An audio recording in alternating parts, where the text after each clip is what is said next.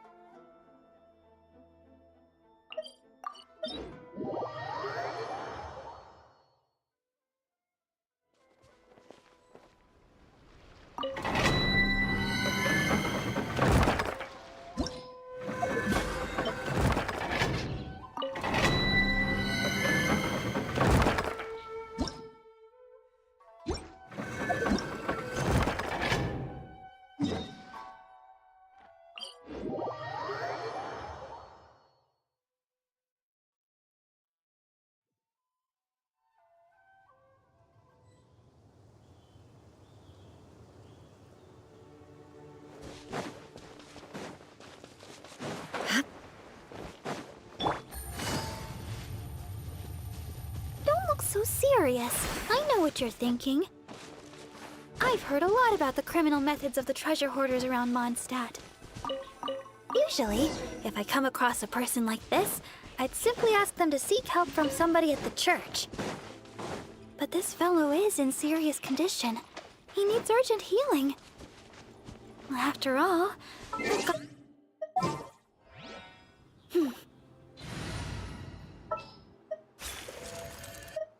Are you sure it has to be me? Fine. Let's get this over with. Sure. Sister Deaconess, you're back. This should do the trick. Hold on a moment. You adventurers really are jumpy these days. All right, that should do it.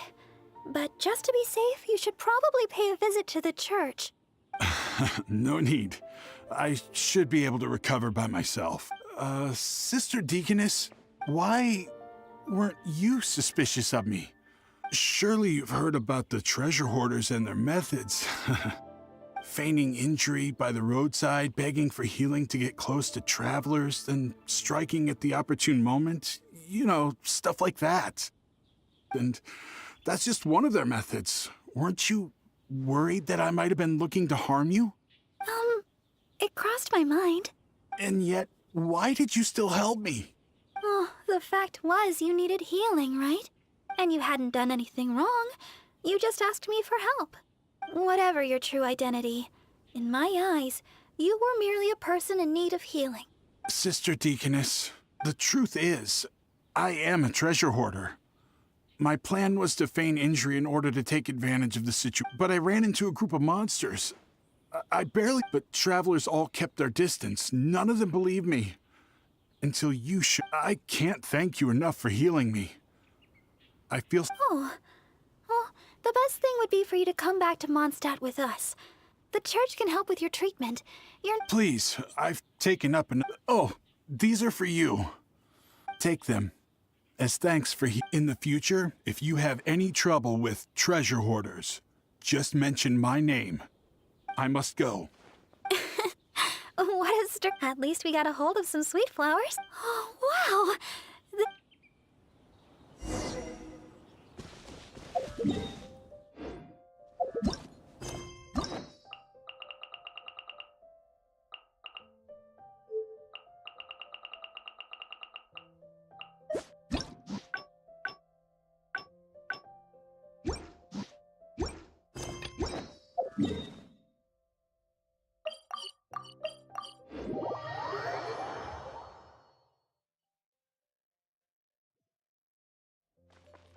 The wind rises.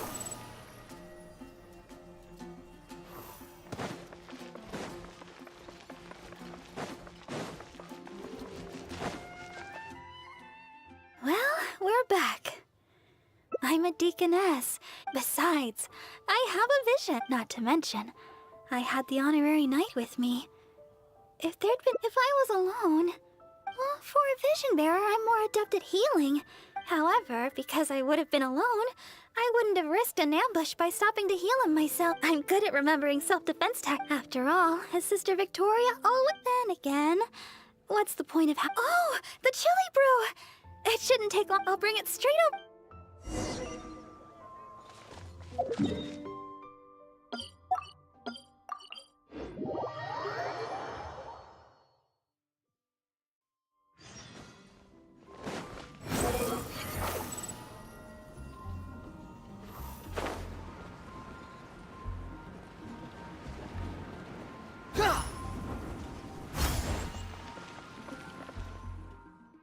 Sorry for the delay. Here. This one. Really? I was worried you might not like it. Now that you mention... Well, I like chili. At first, I drank chili. When I first began singing practice, after practice, I would go to work But because I was getting up so early, my singing wasn't getting any better. I went to people for advice on how to stay awake. They had all kinds of methods. Running. None of those ideas worked for me. They were too time-consuming. by the time... That was until I started chewing and... That's what Sarah said. She told me not to chew. Using sweet flowers to temper the flavor was... That's when I started using this new and improved chili broom. Whenever I drank it, the spiciness would always push me to work harder. I don't know what to say. My determination is nothing compared to yours. Oh, the things you faced. Even if I can't assist you in other ways, when it comes to healing, you can count on me. Oh, have I said too? It's not often I get so... Tomorrow, it's back to... I hope our dreams can...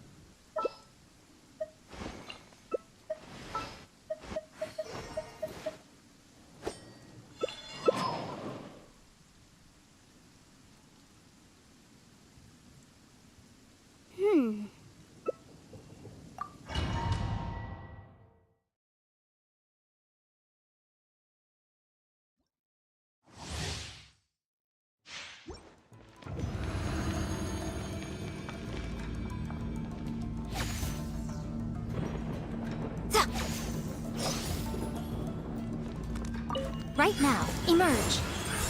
Another test. Hold the line! One with wind and cloud!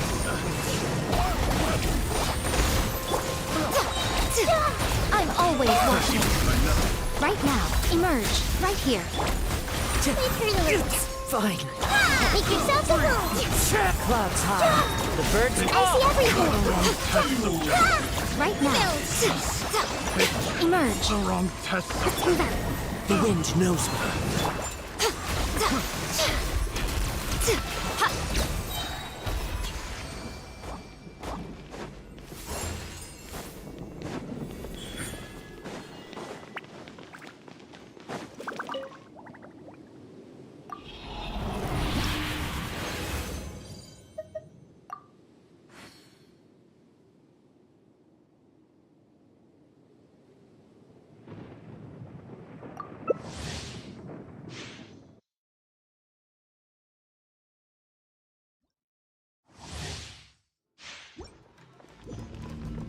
Right here. Emerge.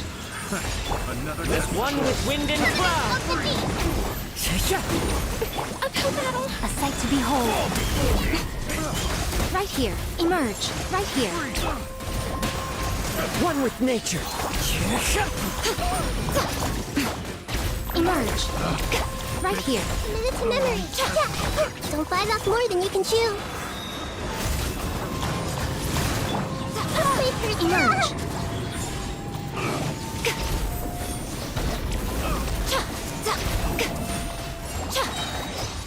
I'm always watching. Right now. Into the wind.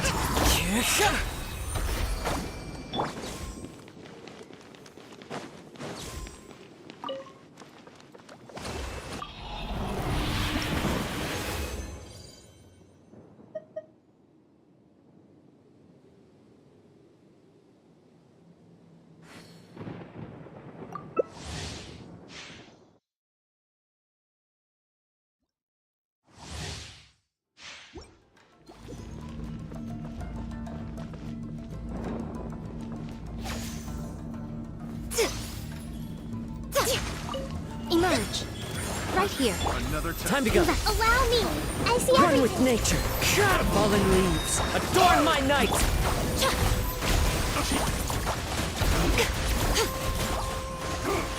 Right now. Emerge. Nothing lasts forever. Share my love. Right now.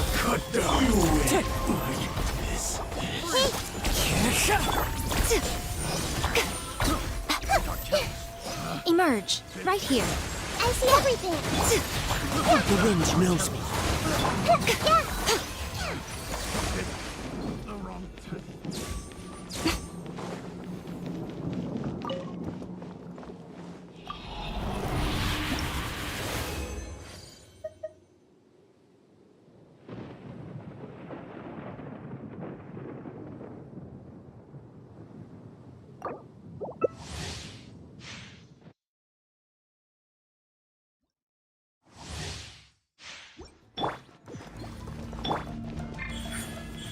Emerge.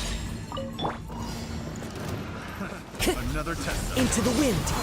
As one with wind and cloud.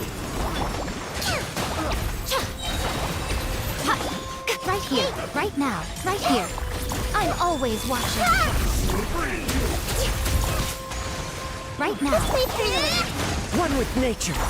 Fallen leaves. Adorn my night. And rebuild.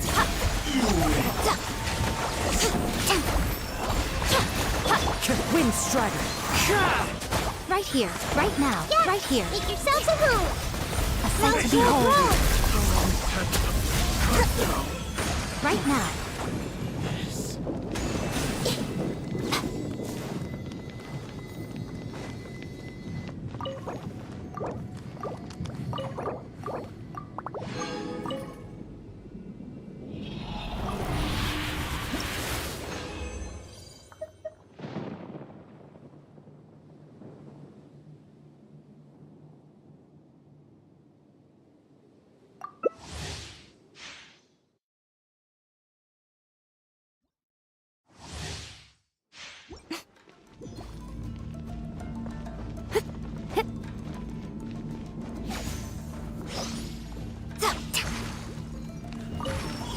Right here. Emerge.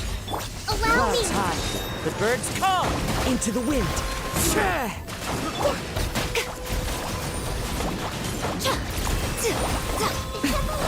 Right here. Right now.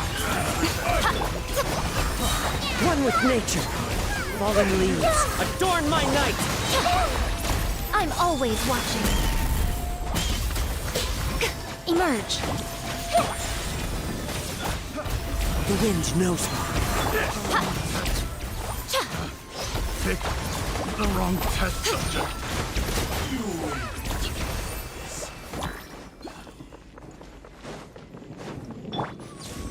Let's move out.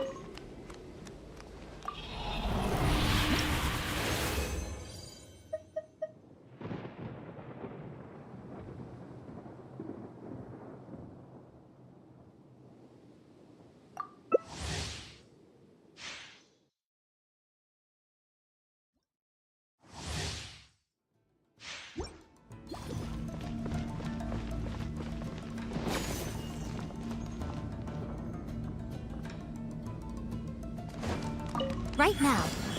Emerge. Clouds high. The birds see call. everything. One with nature.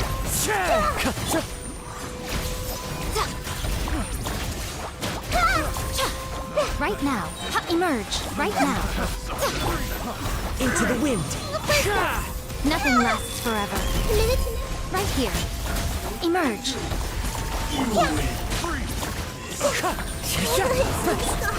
Right here. Share my knowledge. Fallen leaves. Adorn my night. One with nature.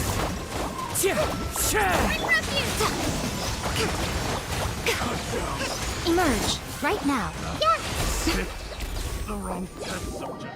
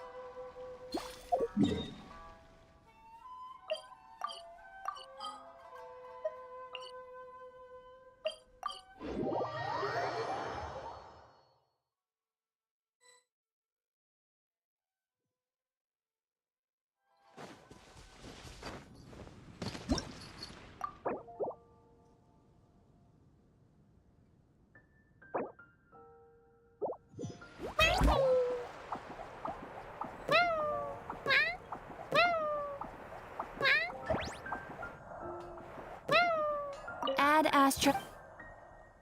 Thank you for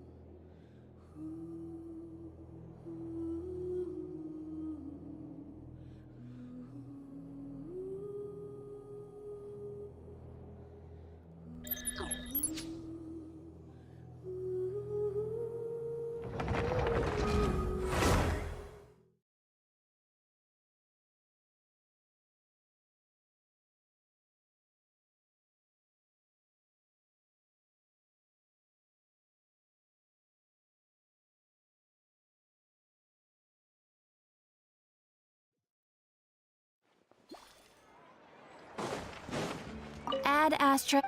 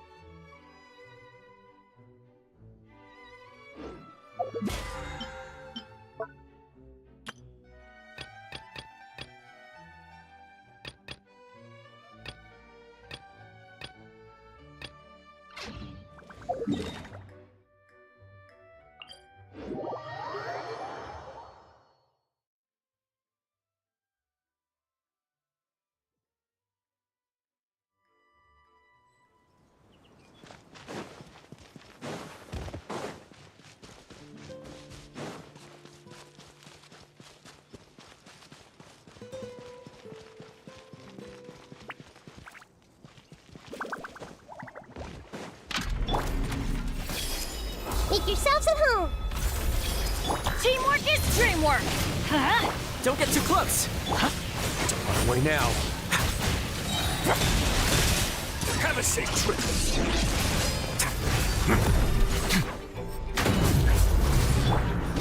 Fire it up!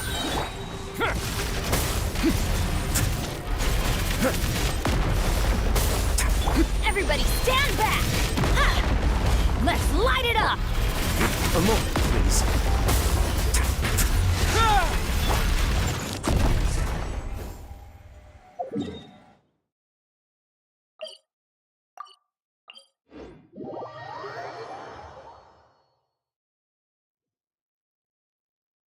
Adventure time!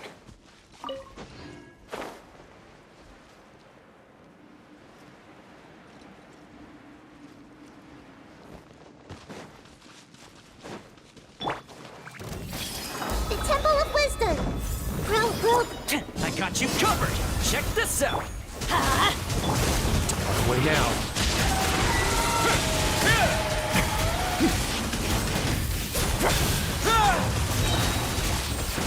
Stay cool. Face your guilt.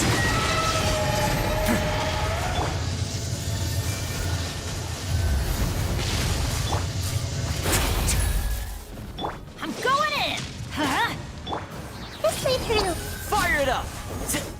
Supporting fire! Sharing my knowledge. Let's begin.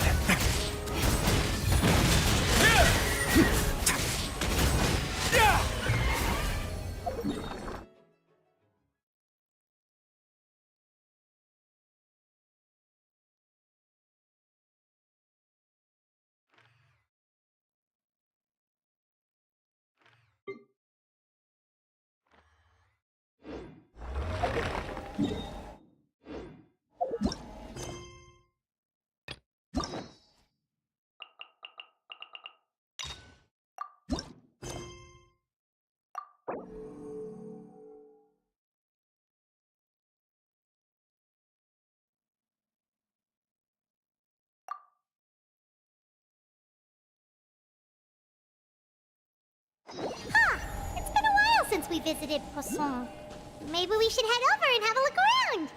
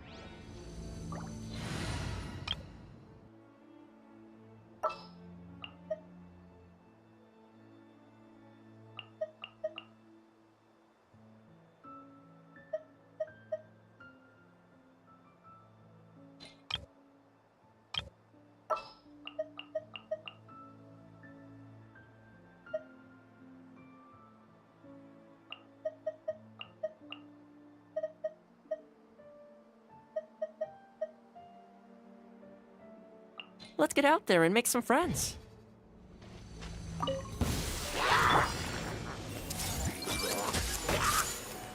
Hey! Don't get too close. Don't run away now.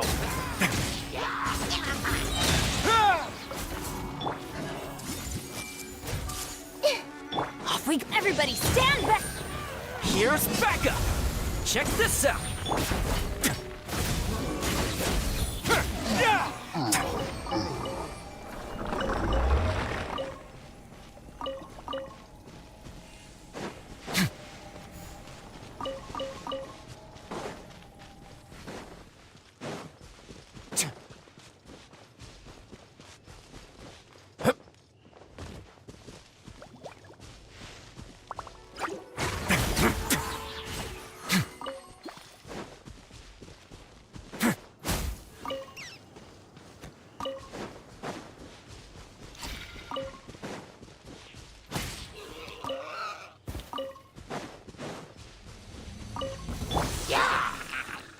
Everyone hold hands.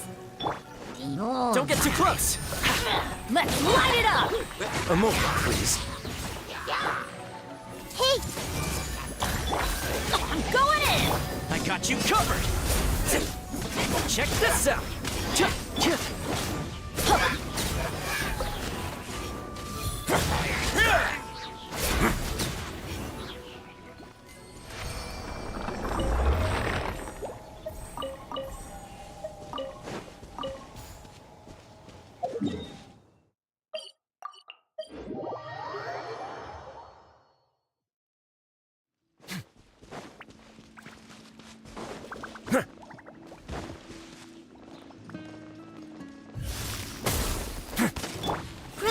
Grow! Yeah! Fire it up. Supporting fire. Let's light it up! Let's begin.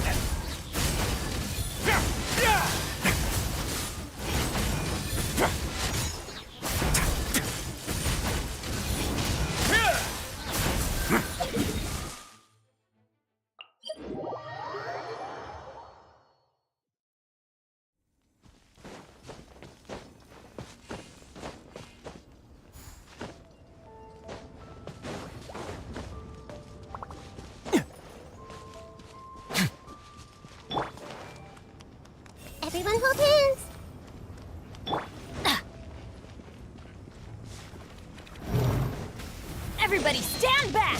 Ha! Don't run away now.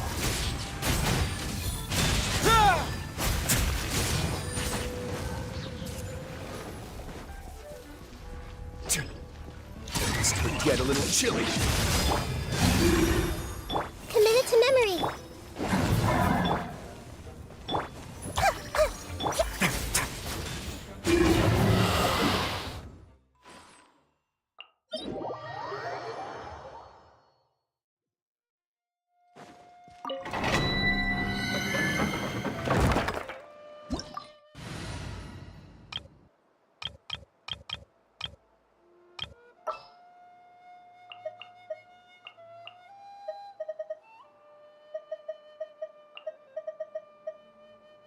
Ready for trial.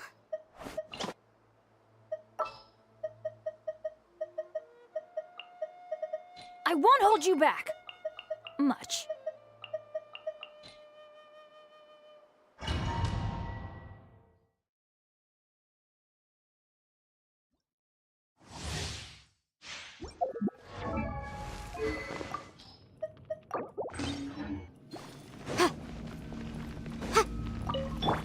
I got you covered. Check this out. You're toast! I'm going in! Inadmissible evidence! Incinerate!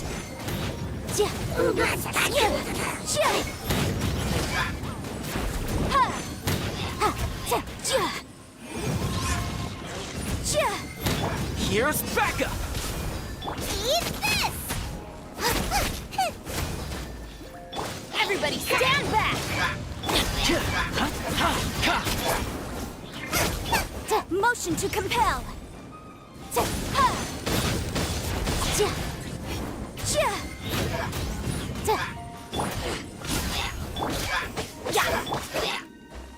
Out of the frying pan! Boom!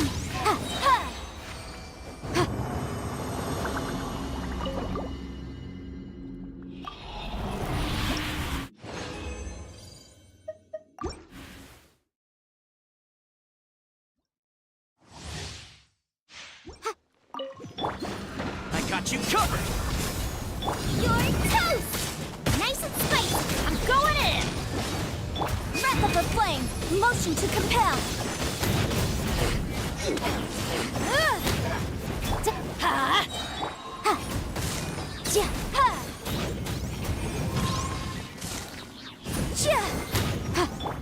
Supporting fire. Don't get too close. Everybody stand back! Let's... Hey, out of the frying pan! Boom boom!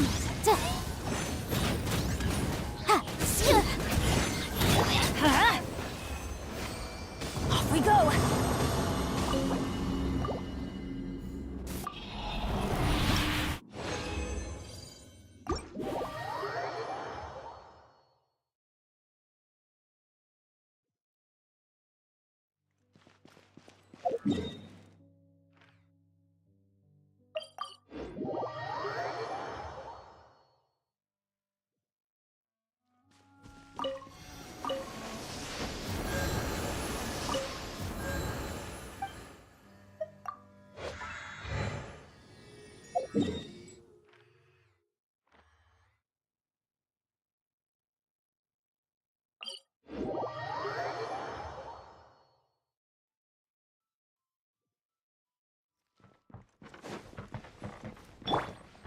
Boba, get them!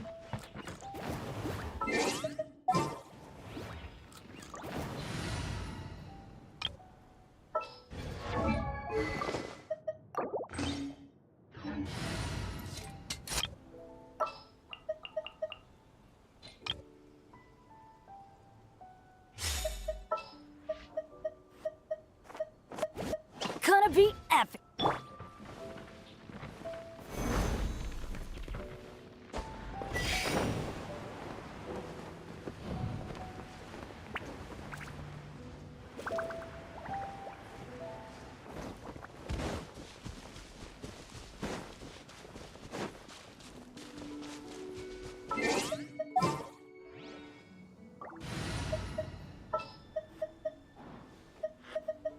Understood.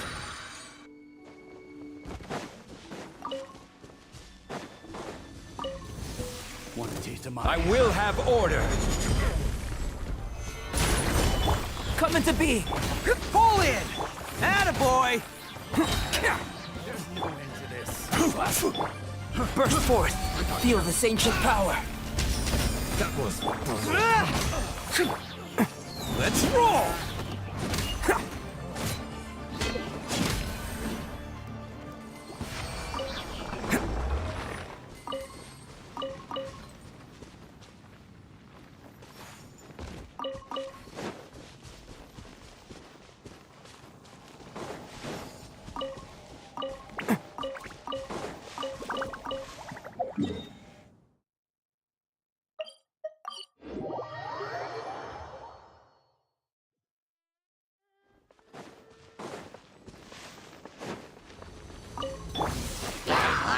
This is order.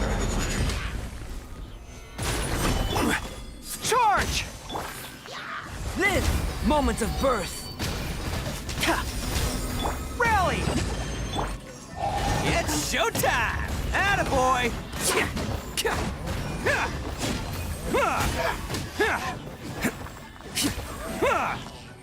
Can't catch me!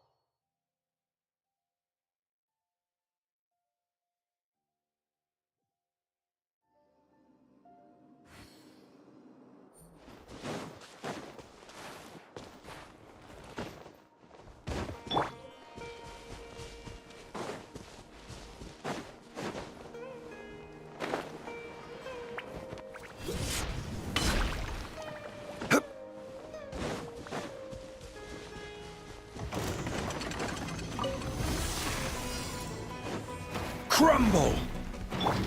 Burst forth down miscalculation! Order guide you.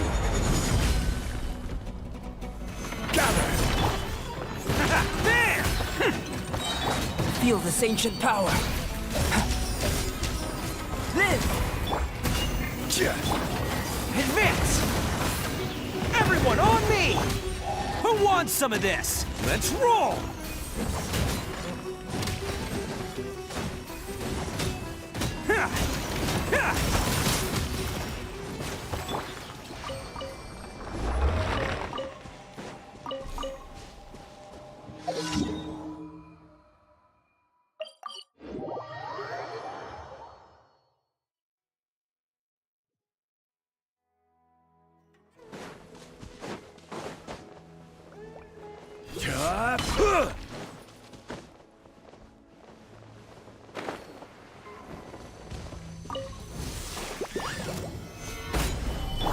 Coming to be! Witness my great undertaking!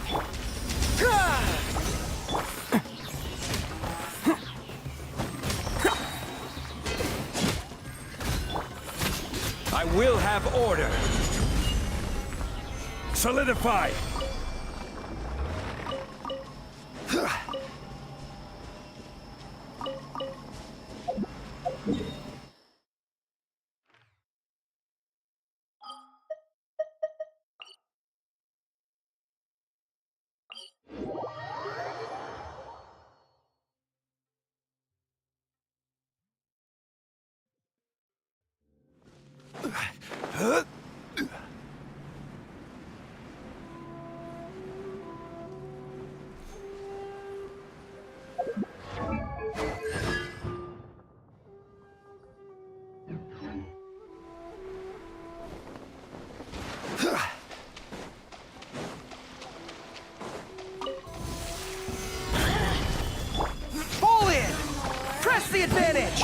Burst forth!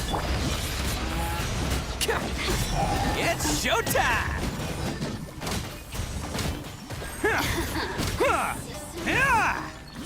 This body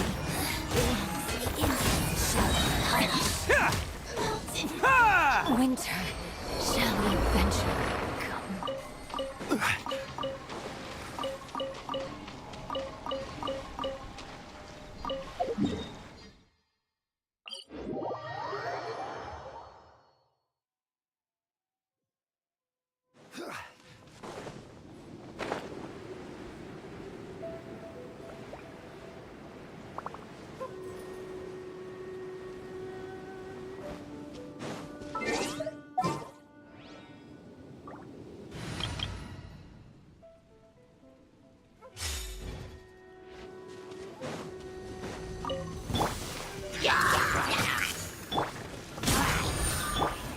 Make yourselves at home.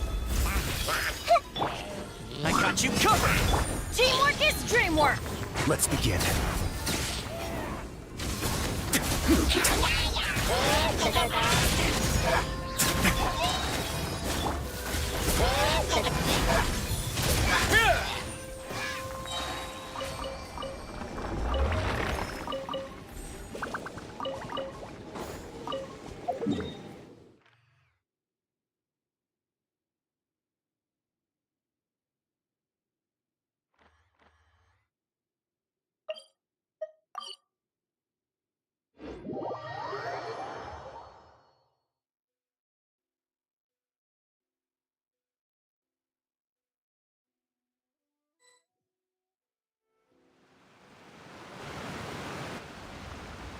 Hey, traveler, Paimon.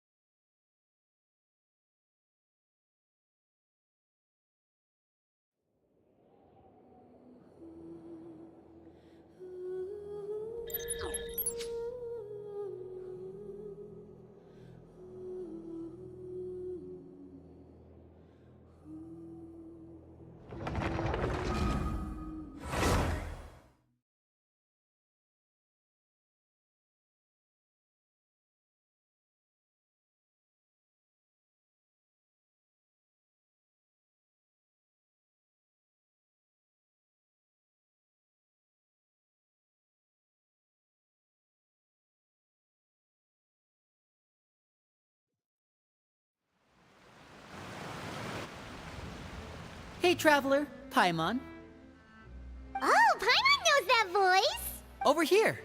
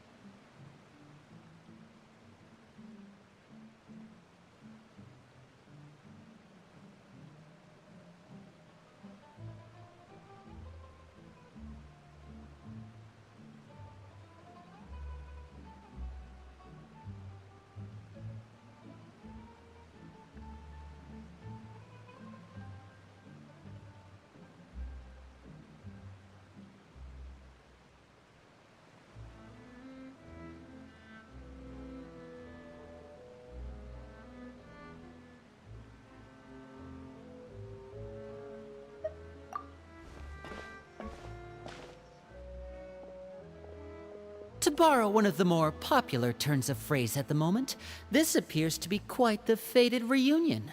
Running into you two out of the blue like this has really made my day. I certainly wasn't expecting it. You can say that again. What brings you to Poisson? Wait, Paimon's got it! You must be here for one of your magic shows, right? Actually, we've run into a bit of trouble on the home front, so Father arranged for us to stay in Poisson for the time being. Oh, are Lynette and Fremine here too? Yep, along with most of the other members of the House of the Hearth. You may have noticed Poisson seems a bit more crowded than usual. So you're saying nearly the entire organization has moved to Poisson? Sounds like you've run into way more than just a bit of trouble. What's really going on? Well... Since the two of you are so curious, perhaps I can fill in the gaps. You scared Paimon half to death! Father, you're here. You know... On second thought, maybe we don't need to know? It's all probably super confidential House of the Heart stuff, right? We totally weren't trying to pry or anything. No need to be nervous. I could sense your genuine concern from your conversation just now. Of course, I can also understand your confusion. Sending so many Fatui here to Poisson, it's only natural that some might suspect an ulterior motive to be involved.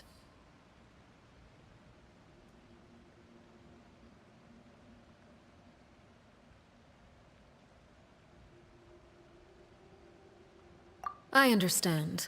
I'm well aware you've had your fair share of confrontations with the Fatui in the past, and I can't exactly guarantee that we'll remain on good terms in the future. As for right now, however, I would say we have little reason to be at odds, wouldn't you agree? The House of the Hearth could stand to be more open with those who have worked so closely with us in the past. As for the issue at hand, well, it hardly relates to any ulterior motive. To be frank, it all stems from a certain rumor circulating around the House of the Hearth. It's an internal matter. What sort of rumor? A rumor that a certain phantom child is hiding away in the House of the Hearth. A phantom child? Ooh, just hearing the name is giving Paimon the creeps. A spirit that should have long ceased to exist is lurking in the shadows of the House of the Hearth. So I decided to bring the children to Poisson before continuing to investigate the situation. I expect I should be able to track down the spirit fairly quickly. After that, it's just a matter of resolving the situation, if you will. It shouldn't be much trouble at all. If you're curious, or if you still have some concerns, it might be advisable to stick around for a few days. I'm sure the children would be exceedingly pleased to welcome some visitors. Lenny, I'll leave you to entertain our guests. I have some matters to attend to. Of course, Father.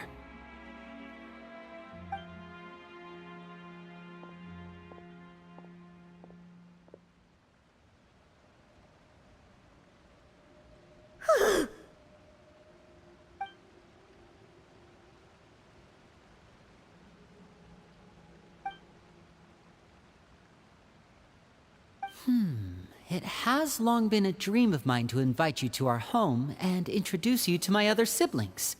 You're quite well known in the organization already. A lot of people have been talking about you, especially after everything with the prophecy. If you're willing, why don't you stay a while and have a little chat with us? Alright. We don't have anything else to do right now anyway. But let's be clear, we're just gonna be there as guests, okay? Don't get any funny... Oh, wait a second. For your guests, that probably means we'll be treated to lots of yummy food, right? Of course. During our stay in Poisson, we've been helping out the locals with some fishing. We bring in quite the bounty every day. In fact, today is the perfect chance for me to show you what I can do in the kitchen. Let's go. I'll take you to where we're staying.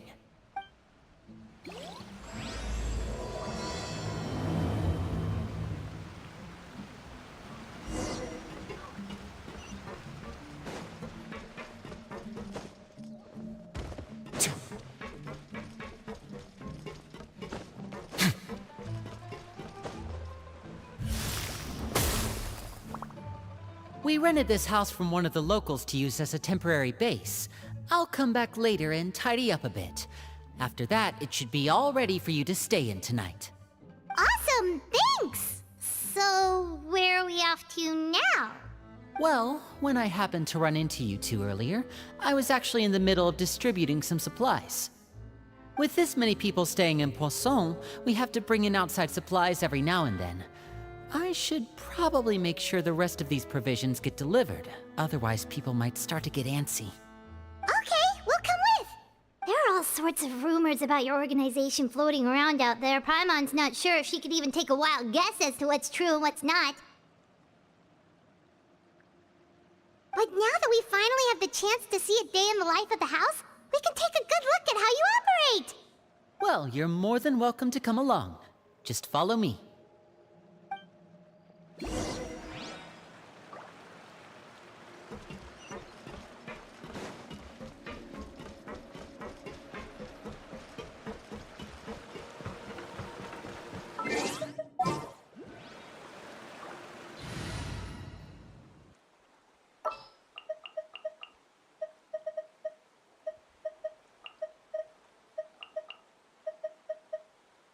Want me to come along?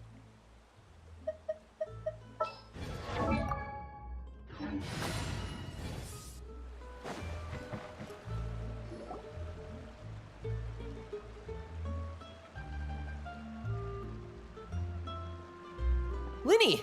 We're finally here. The supplies. I'm assuming you've... Brought them with me? Yep, here you go. Hello? Something caught your eye?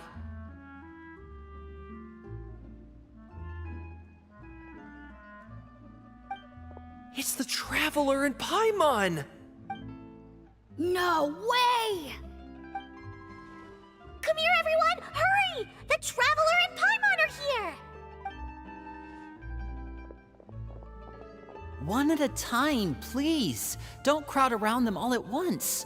We don't want to scare off our guests now, do we? Oh, it's alright! Gotta say, Paimon didn't realize we were this famous. Of course!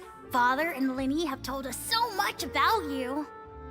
Father told us about how you helped Linny. According to her, you're a trustworthy friend. And as far as she's concerned, that's pretty much the highest compliment we've ever heard her give. As you can imagine, everyone's been very curious about you. I heard the Traveler is so strong that she can move a mountain with her bare hands. I heard Paimon eats so much that she can clean out the entire pantry at Hotel de Boer in just 3 days! Wait a second! That's the rumor you heard about Paimon? Oh, not cool at all! Oh, wait! When guests visit, you're supposed to give them gifts and stuff, right? Oh, we don't need something like that. Besides, we don't have anything to give to you! Come on, we insist! I can give you some of my new potions. Just pick your poison. And by that, I mean medicine or actual poison. I've got, huh? Or maybe Shaplo can teach you guys about stealth! He's super good at it! He's never been caught. Ah, now that's not a bad idea. I know you usually prefer to fight head-on, but it never hurts to expand your bag of tricks, right? When it comes to eliminating your enemies, staying quiet can go a long way. Trust me, I would know. I was poisoned not too long ago, and I'm still dealing with the after effects. So I'm not quite as good as I was before, but I could still give you some pointers. Wait, when you said gifts, Paimon didn't think you meant poison and stuff. But those are the best things we can give you. You don't like them? Ooh, how about this? Tell me the name of someone who really annoys you, and we'll teach him a lesson for you. All right, Fold, Selwar. I think that's enough suggestions for now. When it comes to being a good host, it's the thought that counts. You don't need a physical gift to make our guests happy. In fact, pestering them with suggestion after suggestion might make them more annoyed than anything. I would say your enthusiasm has certainly gotten across. Really? Awesome! It's been so long since we've had guests to play with. If there's anything you need, just let us know. Yeah, especially if it's poison or something. I've got all sorts of potions for that. Well, we'll talk to you all later. We've still got supplies to distribute. All right, see you later.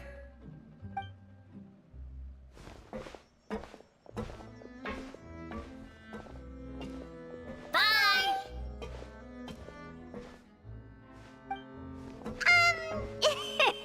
Lenny, about all that poison and stuff. Scared you, did it? That kind of talk comes with being part of the House of the Hearth. When Foltz was really young, he strangled all of his family pets, just out of curiosity.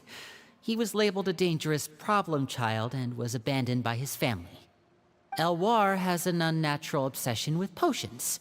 Father has forbidden her from trying all the different concoctions she comes up with, but she still tries to test them in secret. You really have to keep an eye on that one. Chaplot is around my age. While I'm mainly responsible for collecting intelligence, he handles surveillance. He's very passionate about his work and has no reservations about taking on some very difficult missions. I know you two probably aren't used to that kind of talk, but I can promise you they only had the best of intentions. Things like stealth tactics and developing different poisons, they really mean a lot to them. They were just trying to share the best of what they could offer, that's all.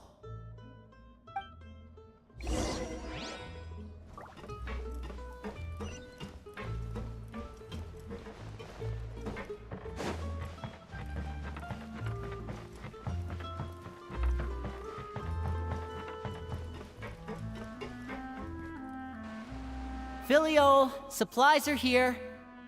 Thanks. And who are these two? Outsiders? Allow me to introduce you. This is the Traveler and Paimon. Oh, you're the famous duo I've been hearing so much about. It's nice to meet you. I heard you've traveled to all sorts of places. Is that true? Of course! We're making our way all across to that! Oh, good for you. You must be pretty familiar with Fontaine by now, then. Have you seen the new opera that started running recently? I think it's called... The 4,000 Thieves? Oh, this is the first we've heard of it. It seems like it's going to be fantastic. From what I've been able to tell from the posters, anyway. You should definitely check it out if you have the time. Oh, and there's The Blind Maiden, too. That one is supposed to have audience interaction. Seems pretty interesting.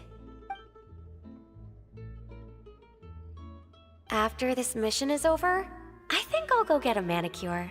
Oh, maybe I should dye my hair. Wonder how much it'll cost. Is it just Paimon, or do these two seem much easier to get along with than the others? Looks like the House of the Hearth has some normal members after all. I heard that. Oh! Oops. I'm guessing you're referring to Foltz and the others? Yeah, we're definitely not all like them. I bet those crazies are practically foaming at the mouth right now. I'm sure they just can't wait to get back to Snezhnaya to carry out the plan. That's enough, Filio. Don't talk about family members behind their back, right? Whatever. Let's go. Guess this is goodbye then. If you ever have some time, we should go see the opera together.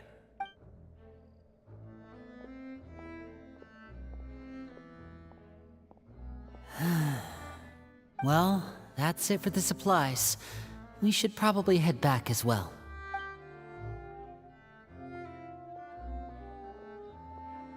Well, they didn't seem too happy with each other. Seems like there could be something more going on here. You're right.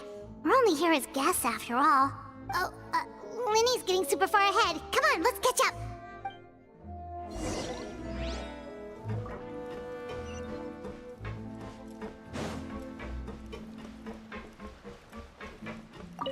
Looks like there's more trouble in store next month. Hey, just focus on the positive.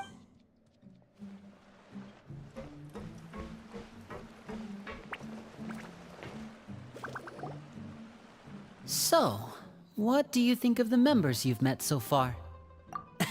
Well, Father is always encouraging us to be strong-willed and independent.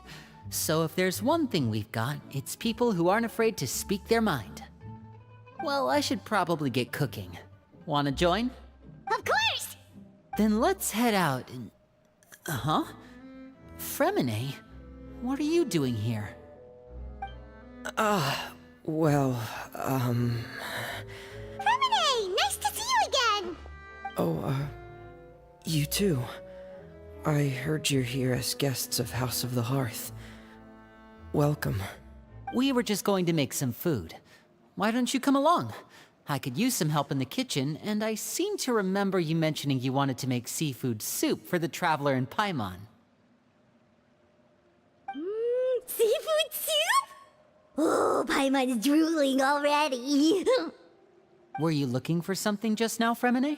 Maybe I can help. It's nothing. I just wanted to see if there were any extra supplies. Yeah, we've got some left over. What do you need? Some food and water. And some clean cloth. No problem. Give me a second here. Food, water... Wait a minute. What do you need all of those for? You're not on any missions as far as I'm aware, and you were just going to come eat with us. So what's this all about?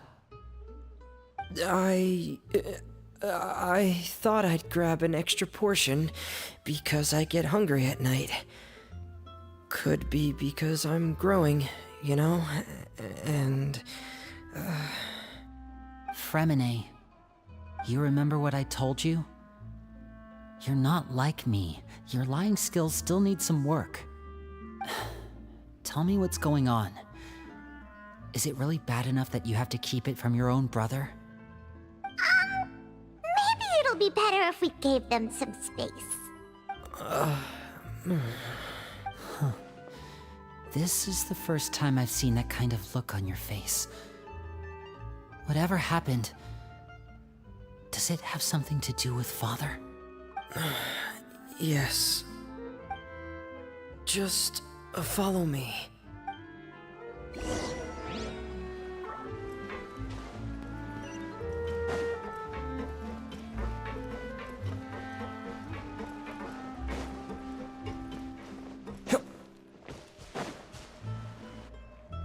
You're back! Oh, and you've brought some friends with you this time. Hello, my name's Linny. I grew up in the House of the Hearth. And you are? Hi, Linny. I'm also a child of the House of the Hearth, just like you. You can call me Clairvy. Clairvy? It's nice to meet you. Does that name ring any bells, Linny? No, not at all. That's not a name we have on our roster, I'm sure of it. What I'm not sure of, though, is how she managed to sneak in. She must be the phantom child Father's been searching for. From the looks of it, I'm guessing you were the one that found her, Fremine. You, haven't told Father, have you? No, I haven't told anyone. I've just been keeping her hidden. For how long? About half a month now. So ever since we got to Poisson, then, do you have any idea what you're doing? I know what I'm doing. Really? 'Cause from where I'm standing, it looks like you're hiding the very person Father has been trying to find. If Father finds out about this, everyone involved is going to be punished. You know the rules of the house, Fremine. I know you do. Father doesn't tolerate any form of betrayal. So why are you doing this? I've thought it through. And I just can't hand her over like that. Linny, don't you remember last year? Sheplo nearly died after getting poisoned during that one mission. He wasn't able to get back before the poison started taking effect, and not a single person was there to help him. That night, while I was sleeping, I heard a voice telling me to go save him. I opened my eyes, but I couldn't find the source of the voice. I thought maybe I was just hearing things, but I went to look for him anyway. Luckily, I got there with enough time to save his life. That feeling of being haunted of hearing voices. It's happened many times in the House of the Hearth. I'm sure you've noticed. So what you're saying is, that was her? She was the one who spoke to you that night? Unless there are other spirits roaming around the House of the Hearth, I don't think there's any other possibility. If Clairvy were our enemy, it wouldn't matter whether she was a spirit or an actual child. I would have acted without a second thought, because that's what Father ordered us to do.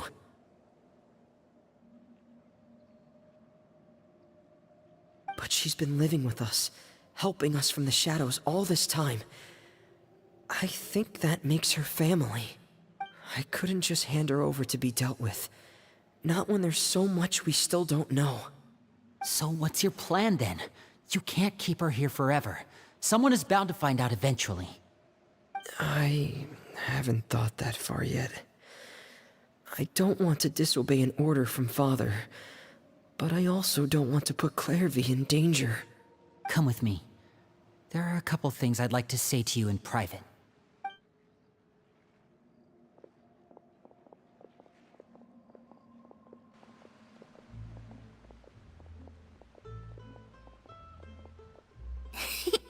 Those two sure care a lot about each other. Well, they got a funny way of showing it. From where Paimon was floating, it sure seemed like they were about to bite each other's heads off. No way! They have a really deep bond. I could tell right away, because I also have a friend like that. I just don't know how long that kind of bond can last. The darkness in the house runs deeper than you can imagine. No one can get out alive. I'm sorry, Linny.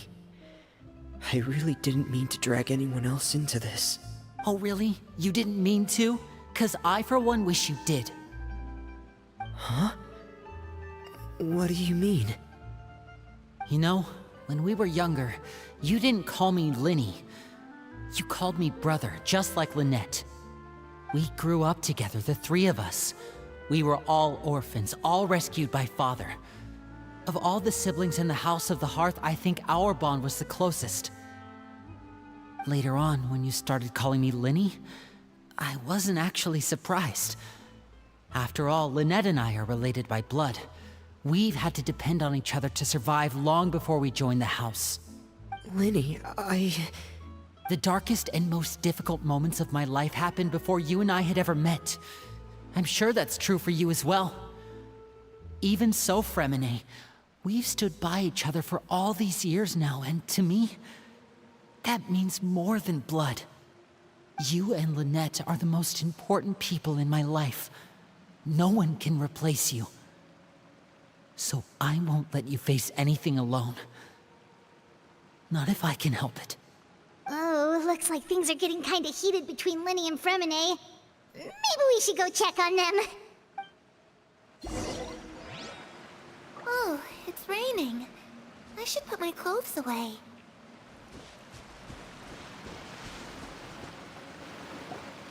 Hey, you two! Hope we aren't interrupting anything. Oh, wait a minute, Fremine. You're not crying, are you? Is everything... everything's fine. Thanks for asking. Well, we're all friends here, right? We've been through so much together, so if there's anything we can do to help, just say the word. It's just a small family dispute. It's not something our guests should trouble themselves with. In fact, it might be better if your stay ended here. What are you getting at, Traveler? When guests are around, families are often on their best behavior. And any disputes are less likely to escalate. That's what you're trying to say, isn't it? I just... Thank you. I was really hoping to keep you out of it. But even if I could think of some other reason to turn you away, I'm not sure I could convince you. I know things could turn dangerous, so I promise you this. From now on, I'll protect you like my life depends on it. Me too. Well, back to the matter at hand then. If we don't plan on handing Clairvy over to Father, then our only other option is to solve the mystery of her identity before Father is able to track her down. That means finding out where she came from and what she's doing here. Then we can send her on her merry way and pretend like none of this ever happened. I've tried that already. And?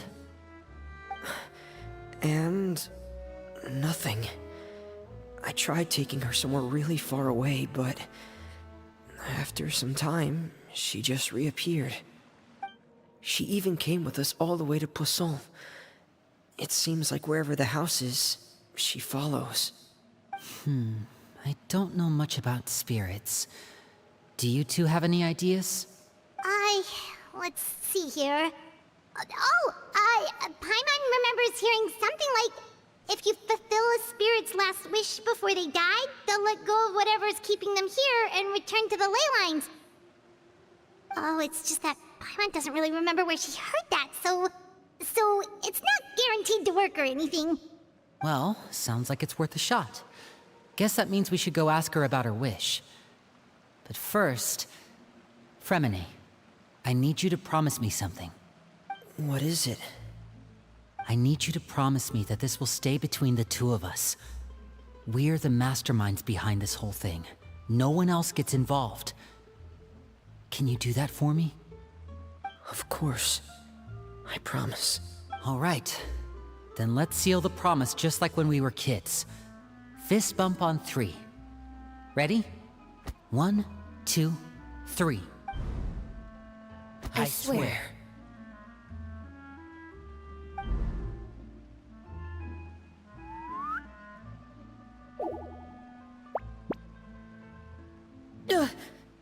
Whoa!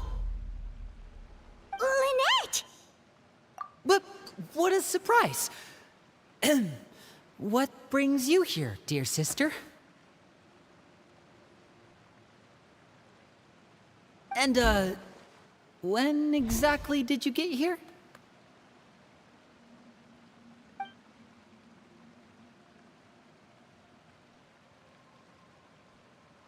You're an idiot, brother.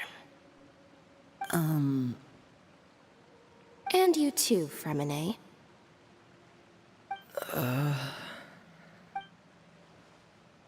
You 3, Traveler, and you 4, Paimon. Wait, what did we do? I've seen Clairvy around the House of the Hearth before. I hadn't seen her in Poisson, so I figured she must not have come with us. But it turns out, you were just hiding her. I heard you talking about your plan. Rather than steering clear of the situation, I'd rather fully join in.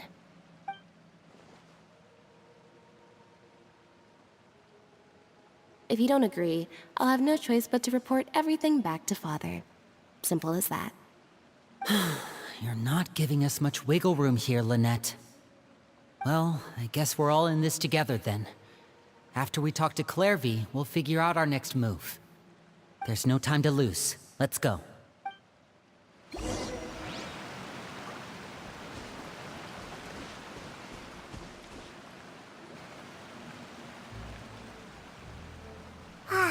I'm full. Thank you for bringing me this food, you guys. She said she's full, but the food doesn't look like it's even been touched. That's right. Based on what I've been able to observe, it doesn't seem like Clairvy can interact with the physical world at all. Still, when she's presented with food, she'll always linger around it for a good little while.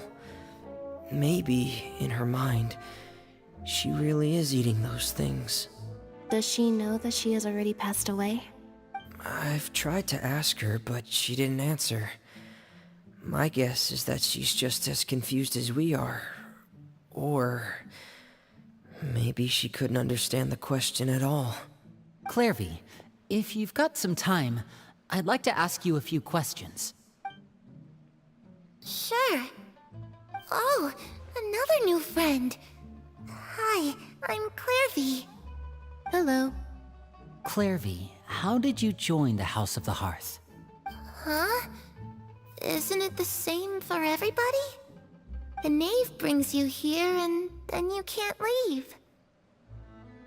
It's just that your name, it's not on the roster. And I've never seen you before. The roster? Oh, I get it now. I think there might be some things you don't know about this place. The people in charge, they're not as nice as they look. They say they keep a roster, but it's not complete. There are a lot of people who aren't on it, and never will be. In this house, some people are family, and other people are just test subjects. Those kinds of people aren't ever going to get a place on the roster, unless it's the roster of people who've been executed. Wait, does that mean the name... Is there anyone that can vouch for you? Perry. She's my best friend. She's the only one I trust in this place. Have either of you heard of that name before? No. Me neither. Clairvy, Perry. Neither of those names are on the roster. But it seems like she's telling the truth. Either that, or this kid's already got a bag of tricks bigger than mine. Maybe we should try a different approach. Clairvy, do you have a wish? A wish? It can be anything you want. Just imagine. It's your birthday, you're blowing out the candles, and your wish is...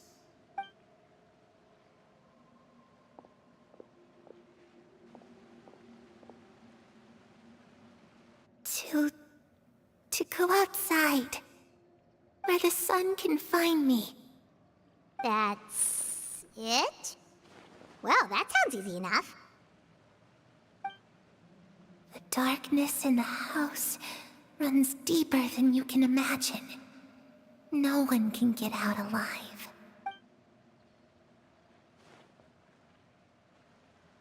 Okay, time to divide and conquer. Listen up, I've got a plan. I'll try and find a way to use basic illusory magic to take Clairvy outside and bring her somewhere with sunlight. Lynette, try and find the list of executions that Clairvy was talking about, and see if her name is on it. Fremine, you stay in Poisson. We can't be the only ones who've had run-ins with Clairvy. I need you to collect intel on everything she's said and done. Understood. I'll try my best. What about us? What should we do? I really appreciate your willingness to help, but this is a family matter. I don't want to drag you in too deep. It's too risky. Let me think. Since Father considers you to be guests, maybe you could stick by her side for a little while. You don't need to do anything except keep up some nice, casual conversation. Ah, Paimon gets it. You want us to distract her. I'll give you a magic bird. If Father suspects something, all you need to do is release it when she's not looking, and it'll alert me that something's wrong. Of course, that's only as a last resort. If Father doesn't seem to notice us, there's no need to make contact.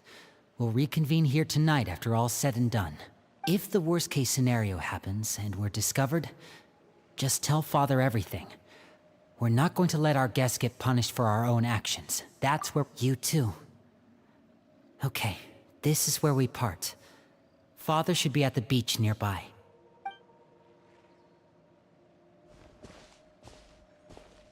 I really hope this goes well. No, it has to go well. That's the only way this can get resolved.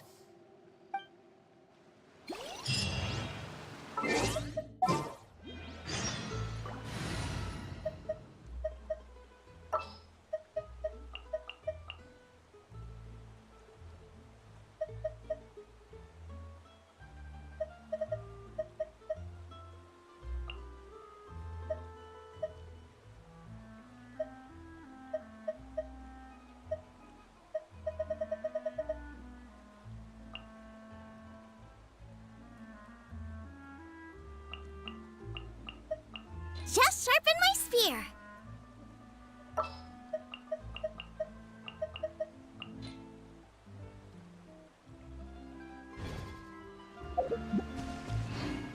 Clairvy, I'd like to take you somewhere. Is that okay with you? Sure. Where are we going?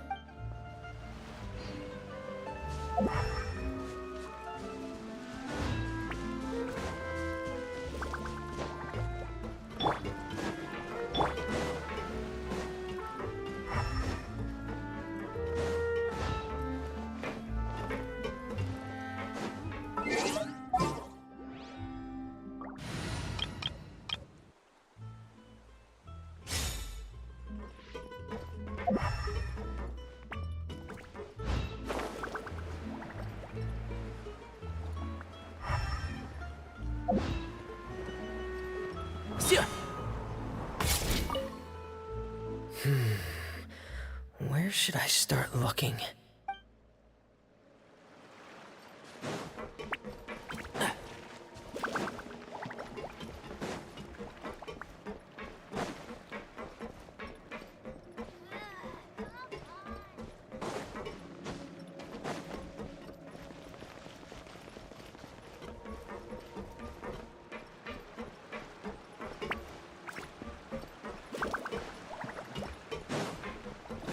Keep up.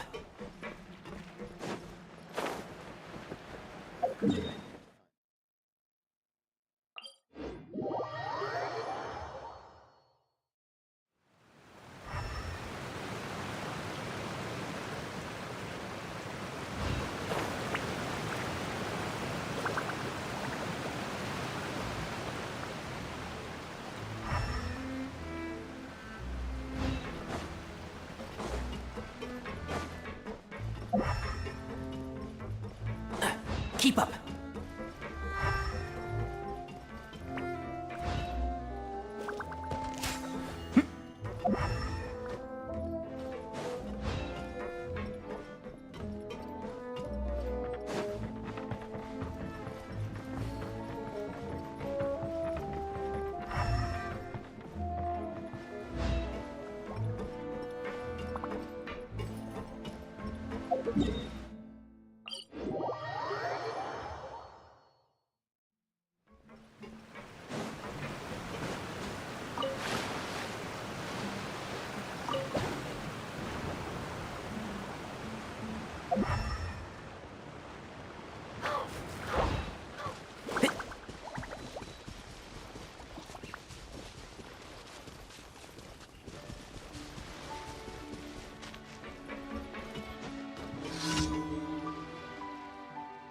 It's the knave! And... child! Hey, aren't you supposed to be in Snezhnaya recuperating?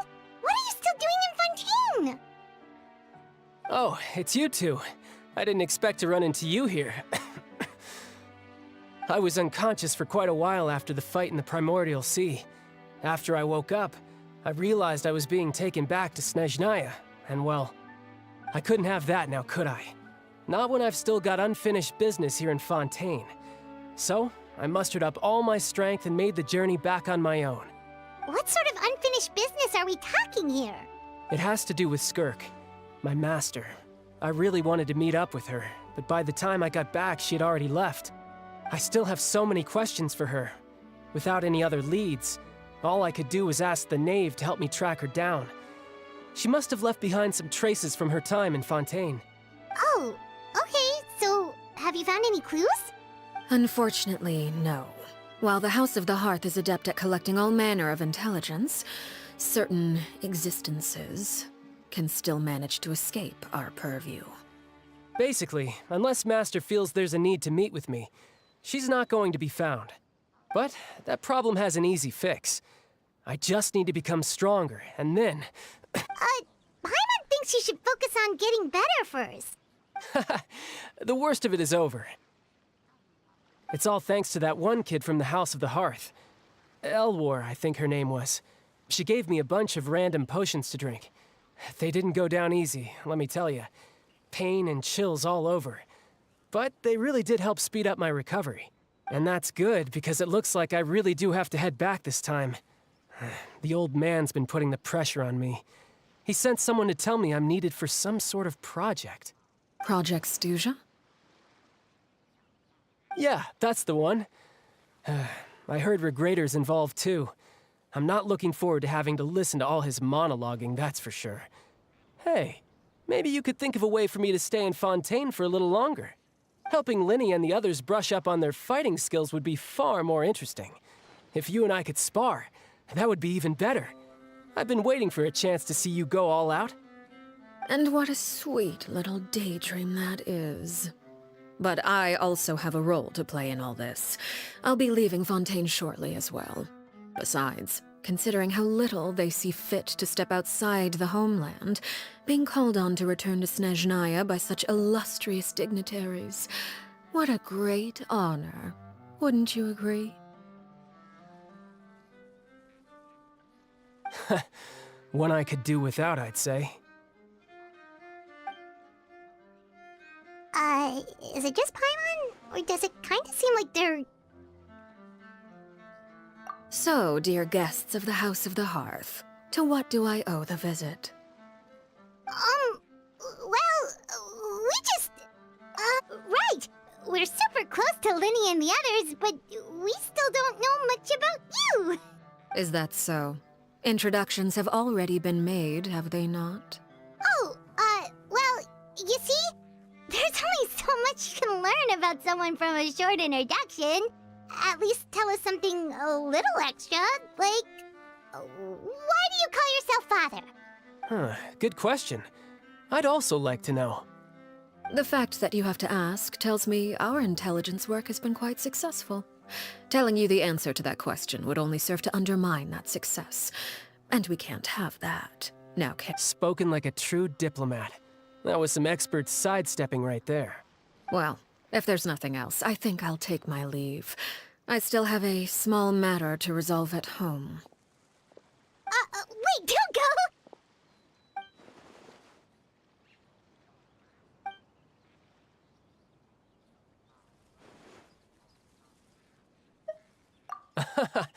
I'd also like to hear the answer to this. I've met some of the members of your organization, and they all seemed like really good kids. They actually reminded me of Tonya and Tusser. Which, by the way, if you ever betray them, I'm just letting you know, I won't let you off easy. And why would I betray them? Well, you've already betrayed the House of the Hearth once, haven't you? At least, that's what I heard.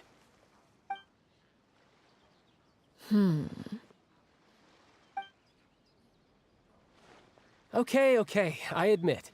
That's just what the old man told me. The rooster, I mean.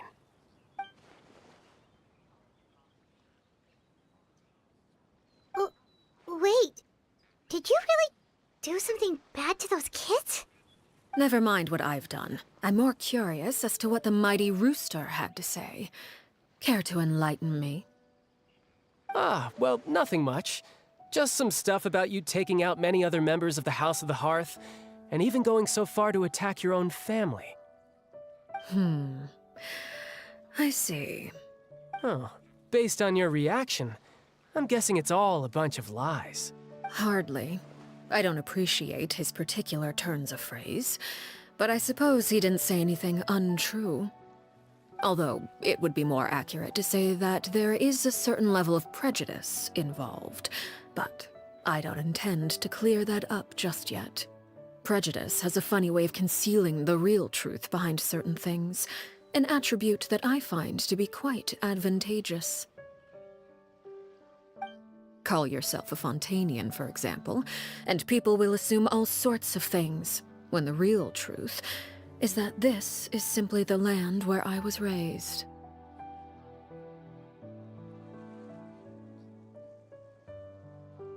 Huh? You're not actually from Fontaine? But then why did you try to help out with the prophecy and everything? I was trying to protect the children born in Fontaine. Claiming that I myself was a Fontainian simply made it easier to operate. People would hardly suspect a fellow Fontainian of having any ulterior motives. Who wouldn't want to save their homeland after all? The primordial sea wouldn't have any effect on me, but it would have caused great harm to the House of the Hearth. Well, you wanted extra information, didn't you? There you go. I hope that satisfied your curiosity.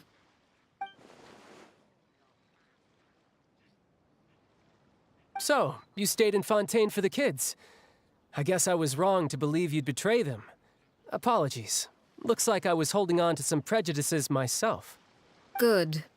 Like I said, I like it when others have misconceptions of me. Actually, while I was recuperating at the House of the Hearth, there was something else that really caught my attention. I heard that members always resolve disputes and arguments with a friendly spar, and the loser has to back down. Seems pretty cool if you ask me. Would also give them plenty of opportunities to hone their skills. Well, that's only a recent development. In the past, such spars weren't nearly so friendly. The losing party would lose everything, including their life.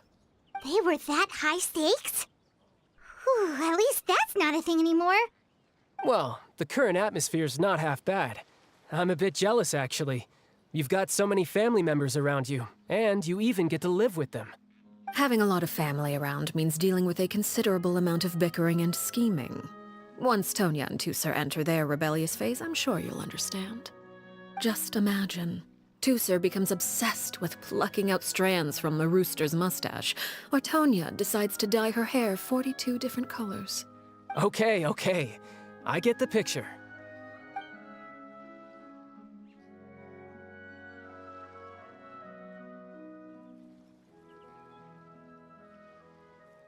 Well, would you look at the time? I should probably get going. Traveler, Paimon, I'm not sure where our paths will cross next, but the next time we run into each other, we should definitely try and find some time to spar. Again, maybe this is a conversation we can have when you look less like you're gonna keel over. All right. Well, thanks for everything, Arlecchino. No thanks necessary. You also played a part in obtaining the Gnosis. I would say we can call ourselves even.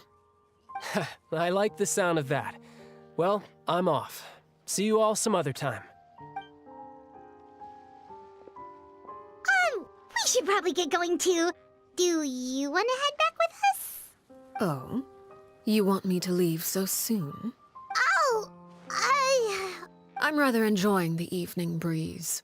If you don't mind, I think I'll stick around for a bit.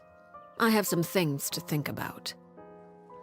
Apologies for not attending to you like a proper host. Please forgive this slight. I do hope you'll have a pleasant stay. We managed to keep her distracted until nightfall. Good thing Child was there to keep the conversation going. You don't think she suspected anything, do you? Oh, I wonder if Liddy ran into any issues. Let's hurry back and see how everything went. Oh? You decided to stay a little longer? Let's take in the ocean view together, then.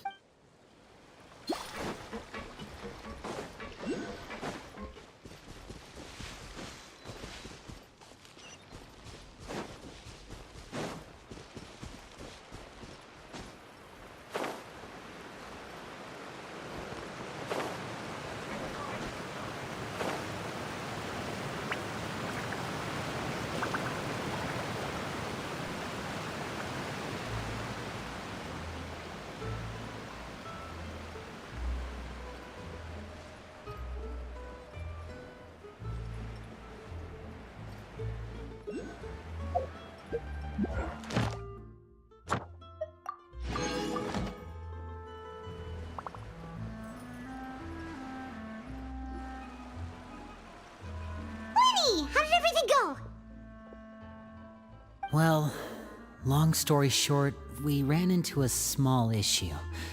Clairvy can't go into the sunlight. Everything was fine at first. She followed me up to the surface just like I told her. But as I led her out of the shadows and into the sunlight, she vanished. I turned around and there she was, standing at the edge of the shadows, silently watching me. Huh. Maybe she's afraid of sunlight, or... No, it wouldn't be her wish if that were the case. Well, we could always try pushing her into it. Oh, true. I've pretty much tried it all already. Nothing worked. Eventually, the sun went down, so all I could do was bring her back here. How did it go with you, Lynette? Good. I've got the list. It's right here. Really? Well, what are we waiting for? Let's take a look!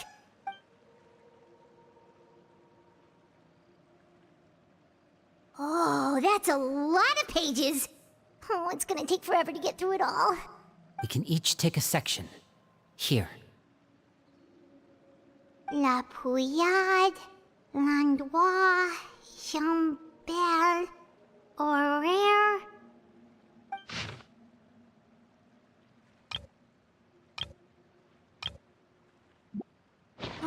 Yikes. That Aurora guy has a huge scar on his face. He's kinda giving Paimon the creeps. Ah, I've met him before. The scar is from an injury he received during a mission. I still remember him joking with me about it. He said any future lover would take one look at him and then lose all interest. Did he say anything else? Well, I asked if there was someone he was interested in. He said no, and that's where our conversation ended. It was only later that I learned he really did have someone he liked. He risked everything to escape so he could be with her, but it didn't work. One day, Father asked to see him, and, well, I never saw him again after that.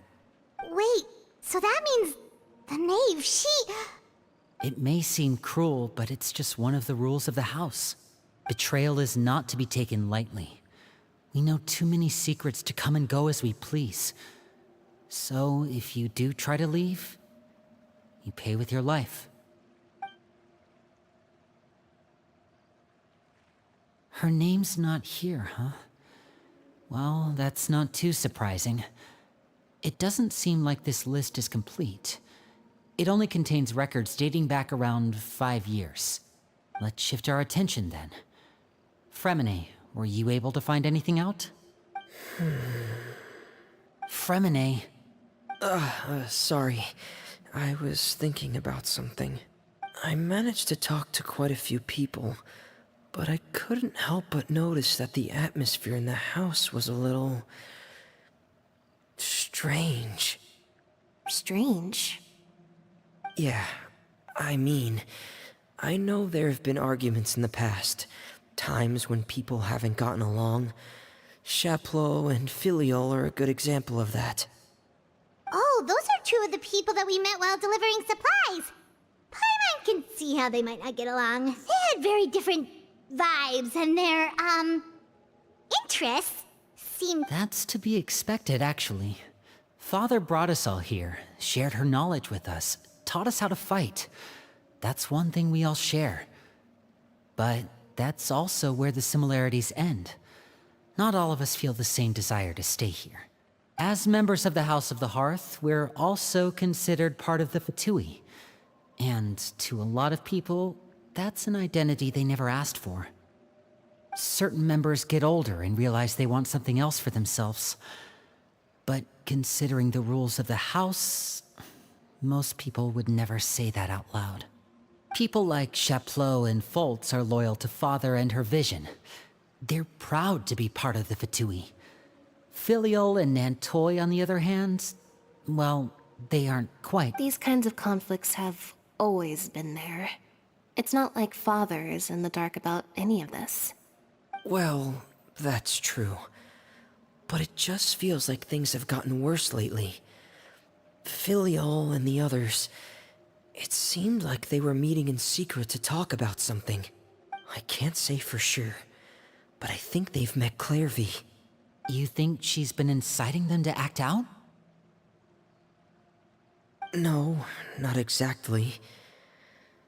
But I wouldn't be surprised if she said something to them about the darkness in the house, and how she's told me about it before. Experiments being run on children. People being used as pawns on the battlefield without so much as the strength to survive. And they just believed all that? Without any evidence? Clairvy's words probably gave them the excuse they were looking for. Whether they actually believe them to be true is secondary. This is all because of Project Stuja, isn't it? Whoa. Hold on a second. What's this Project Stuja all about, huh? This is the second time it's come up now. Sorry, but I'm not sure of the details either. I only know what Father has told us, which is that it's something the Rooster and Regrader have been working on together.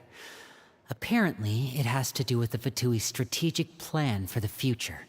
Because the House of the Hearth was so successful in obtaining the Gnosis, we now have the honor of playing a key role in Project Stuja. Wait, but isn't that a good thing? Key role is just another way of saying dangerous role.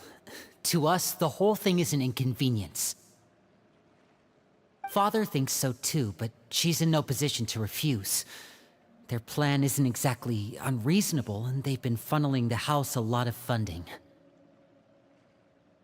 It's just that we'll lose a lot of members in the process. Participating in the plan, it's an honor in name only. What they're really trying to do is subdue us. The existence of an intelligence organization outside their control makes them feel uneasy.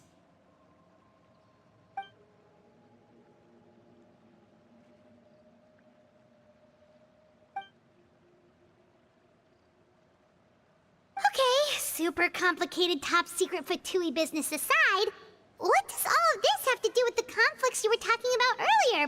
Paimon doesn't get the connection. External pressure has a way of exacerbating internal strife. You can't overlook the power of fear either.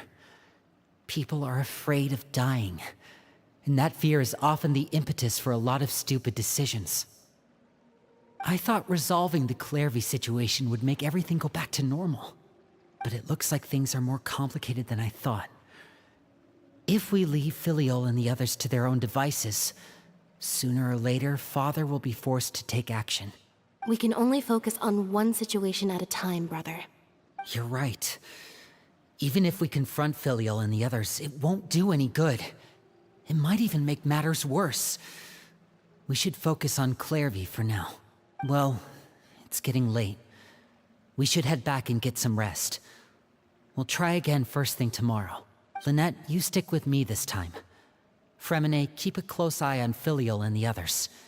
Make sure they don't do anything they'll regret. Good work today, everyone. Have a good night, and I'll see you tomorrow.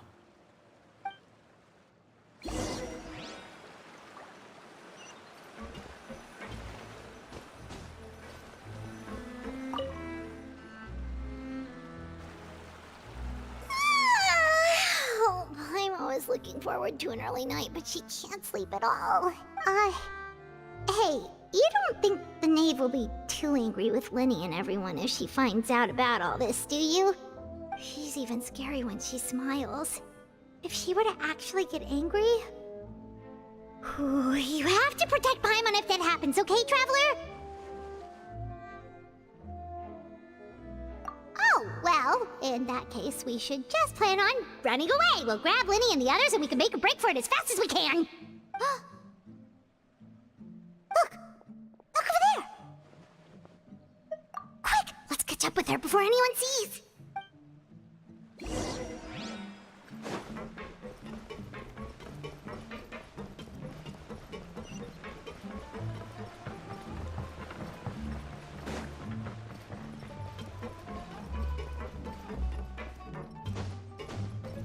Over there!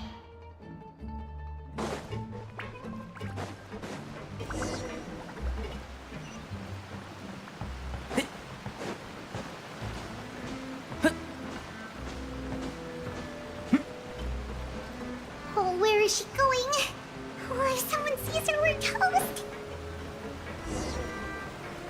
Keep up. Yeah.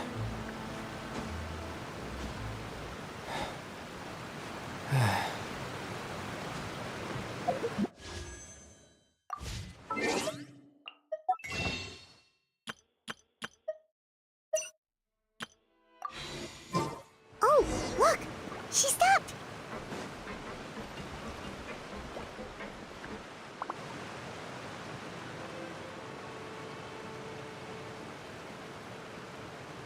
Clairvy! Shh! I opened the window while no one was looking. Look how pretty the outside is. If only I could have more than this. You probably think I'm being silly, huh? All this hopeless resisting? It's better to dream of what I could have than try... Please, help us get on the same page here, Clary. We need you to tell us what you know. Can you do that? Sure. Although, after you hear all this, I think you might regret that decision. Everyone in this family is nothing more than a tool. Something to be used and exploited. We're all expendable, including me. As long as you're useful, you get to stick around. Lose your value, and you're handed over to the doctor, experimented on, and given a fate worse than death. I've seen it happen again and again, and I've had enough. You're saying the knave did all that? It's just, that doesn't seem like something she would do. She's scary and all, but it seems like even she has lines she wouldn't cross. I knew you wouldn't believe me. Everyone thinks she's a good person. They all think of her like a real mother. Mother? But she doesn't deserve that title. She's disgraced it and tarnished it. And if I had things my way, I'd never see her again. If only Perry were here, she'd understand. Perry.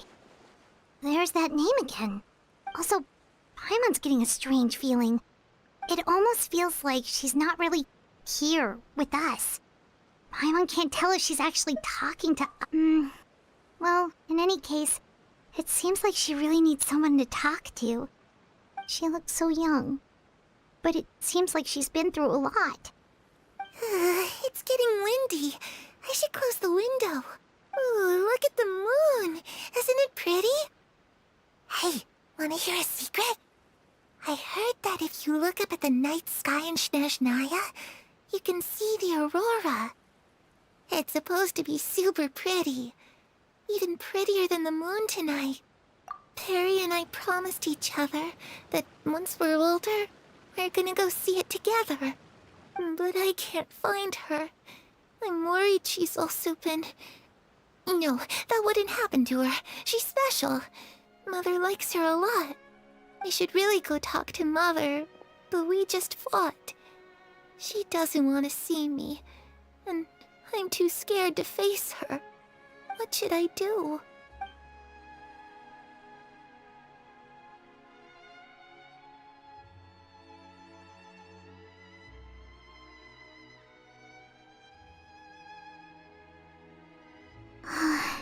Paimon really doesn't understand what's going on with her. Well, let's head back. We've got an early morning tomorrow.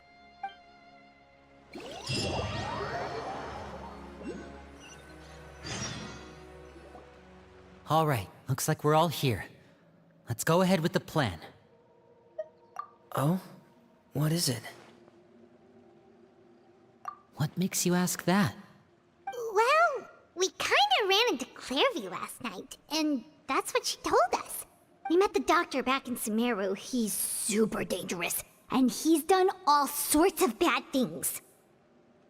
It's possible that Father and the Doctor have had certain dealings, but I don't think Father would work with him. We're not really on the same side, so there's not a lot of trust between them. That doesn't exactly set the stage for a successful partnership. I did hear, though, that when Father first became a Harbinger, the Doctor offered to work with the House of the Hearth. Father rejected most of his proposals, except for one. It had to do with some sort of secret experiment. Secret experiment?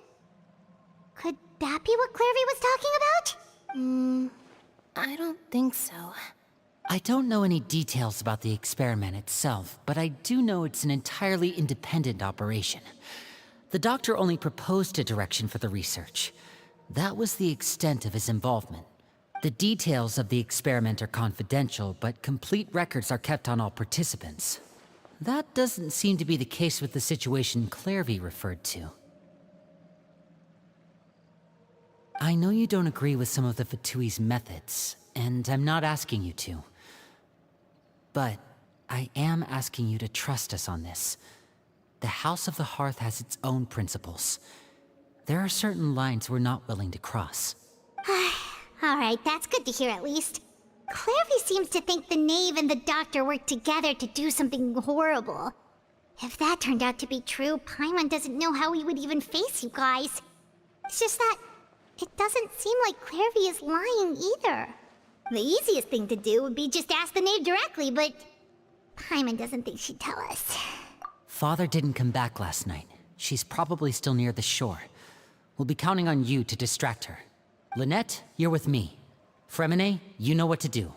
Be on your guard, everyone. All right, let's... Where are we going today? Let's try somewhere for...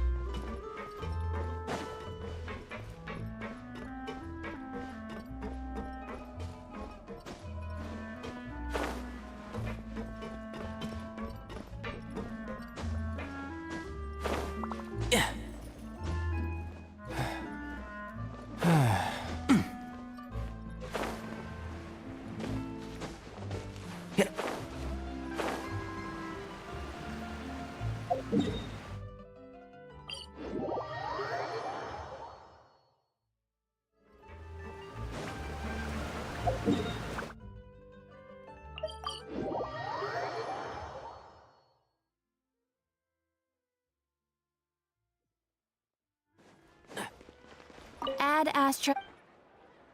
Thank you for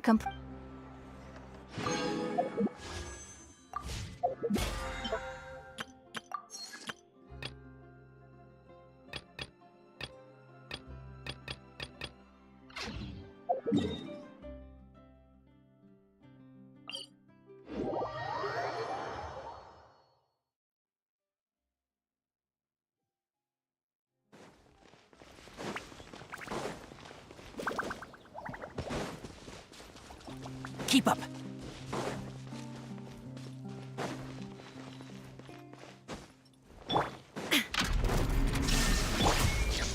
The Temple of Wisdom!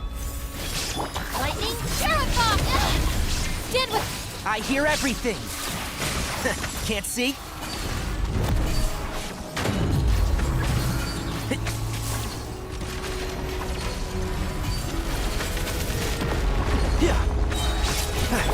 shine down. This may turn a little. I'll uproot you!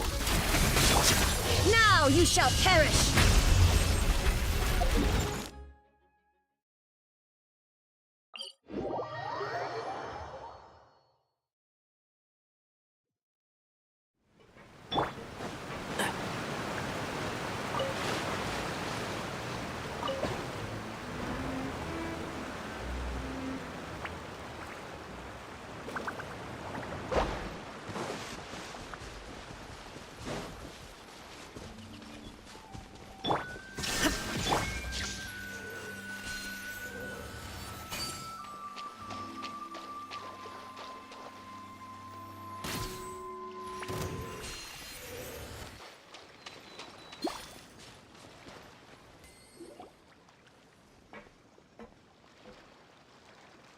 Ah, it's you two again.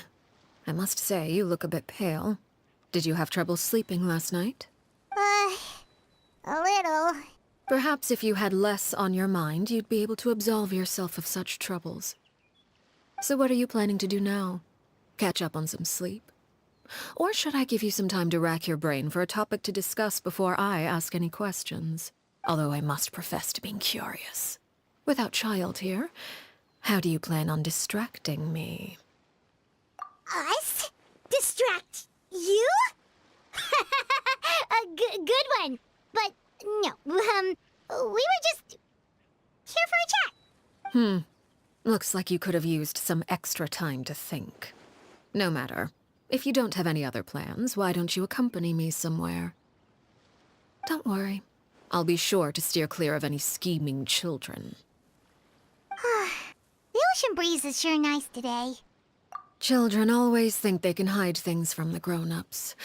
But nothing gets past me. Least of all a little scheming. I think I'll let them have at it for a little longer. I can be very patient. Well, I'll leave you to think things over. If you're so inclined, meet me outside the Palais Mermonia. Good things come to children who do as they're told. So I do hope you decide to tag along. If only for your friends' sakes. What should we do? She clearly knows about everything we've been doing, and Paimon doesn't think it'd be a stretch to say she was threatening us just now.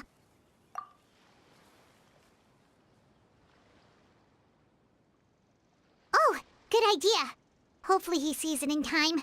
Well, we should probably head to the Palais Mermonia. Paimon doesn't want to find out what happens if we don't show up. Based on what the knave was saying just now, it sure didn't seem like it'd be anything good. Okay, then we probably shouldn't keep her waiting. It seems like Linny and the others are on thin ice, so let's do our best to not get them in any more trouble.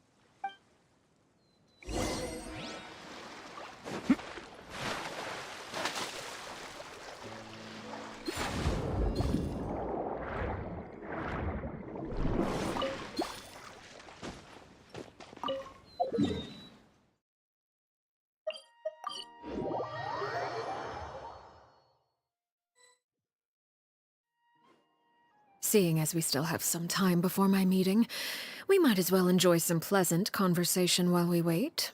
I'm glad to see you get along with my children. Being surrounded by good companions is necessary for a child's development.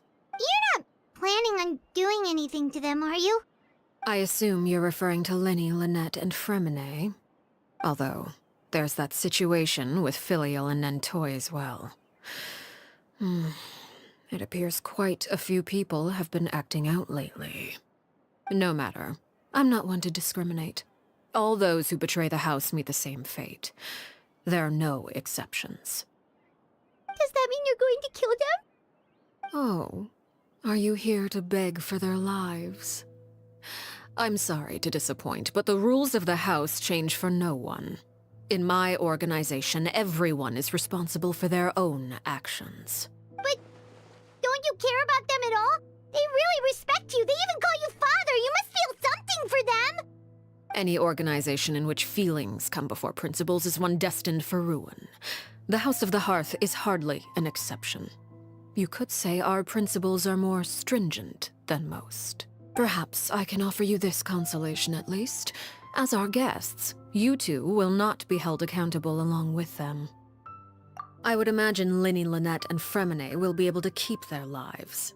As for Filial, Nentoy, and the others, I'm afraid there's little I can do. They can try to escape, but once you know our secrets, there's no getting out alive. But that's awful. Ah, you seem concerned.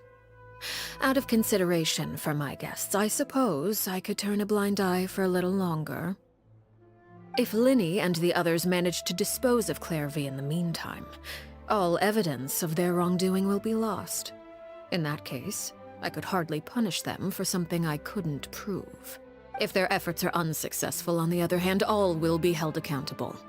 And the punishment will be severe. Of course. Oh, and here, I believe this belongs to you. Do try and keep better track of it next time. It takes a considerable amount of time to train a bird like this. It would be such a pity if you were to lose it. Wait, where did you get that? Well, I'm afraid that's all the time we have to chat. Now, for the matter at hand. I asked you to meet me here because I have business at the Palais Mermonia. It has nothing to do with you, but I think it would be prudent for you to stick by my side for the time being.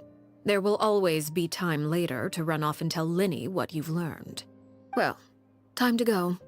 Looks like we wrapped things up just in time.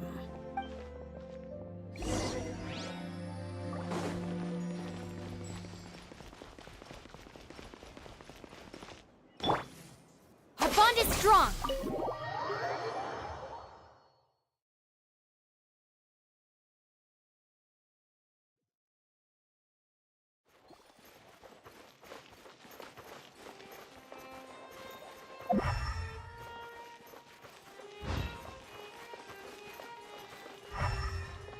Dissipate!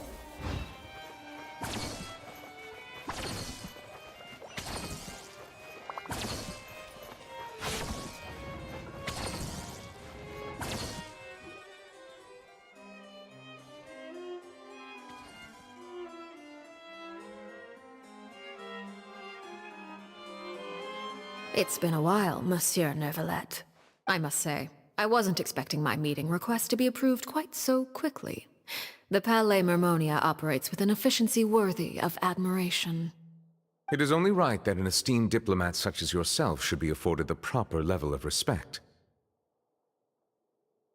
Although, if I may speak plainly, I must confess that I did not anticipate we would have the occasion to meet again after presenting you with the Gnosis. I see you brought the Traveler and Paimon with you as well. If I may inquire as to the purpose of your visit. I'll be departing Fontaine shortly. There is, however, an outstanding matter that I would like to see resolved before I go. It requires a rather lengthy explanation, I'm afraid. So I took the liberty of explaining everything in this proposal. Please.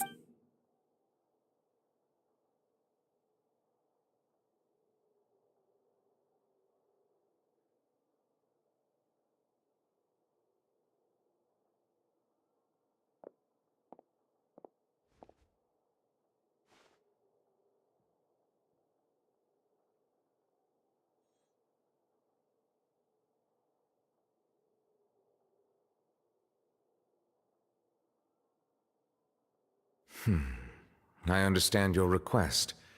However, at the risk of causing offense, I must admit that I fail to see why you would wish for such a thing. I heard you have a certain fondness for water tasting, Monsieur Neuvillette, so allow me to use water as an analogy. A family is like a large body of water with countless rivers flowing in and out.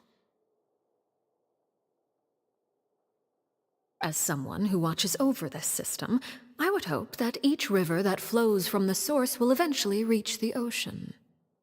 Of course, objectively speaking, I know this is impossible. Most of the rivers will dry up along the way, disappearing into the ground and leaving nothing but a barren riverbed behind. Not all rivers are destined to reach the ocean, but I would not see their existence rendered meaningless. I believe the water that flows within them is simply meant for a different destination, like a field in need of irrigation. Or perhaps the glass of a certain water-tasting enthusiast. Did you get any of that, Traveler? Your words paint an optimistic picture indeed. Allow me to remind you, however, few among us are willing to sip from a glass filled with tainted water. It may have been tainted at one point in time, but not to worry. I'll make sure it's strained of all impurities and returned to its cleanest form.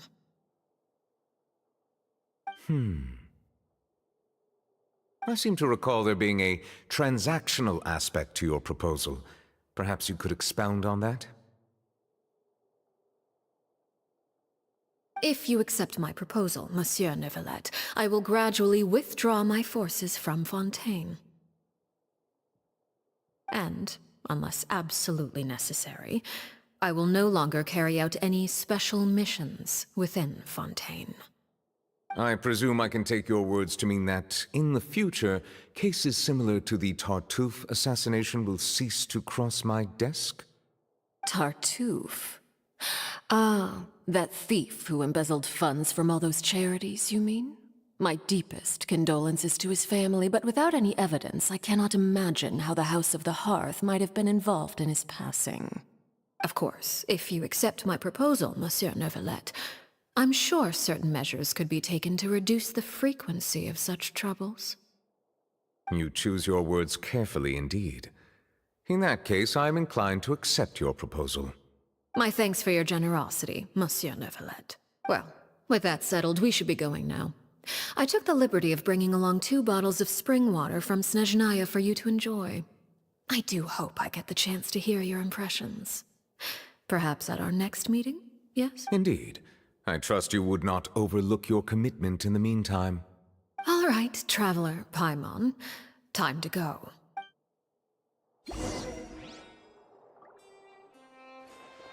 Stand with me! I believe I've told you before that my emotions easily resonate with those of others. Yet in the few meetings I've had with that Harbinger, I haven't been able to sense any aspect of her emotional state. Her mind is like a still body of water. Who knows what darkness lies in its depths? And it's unclear whether this is her natural state of being, or whether it's an incredible strength of will that gives her the ability to master her emotions. Either, I do not expect an explanation as to why you two are by her side.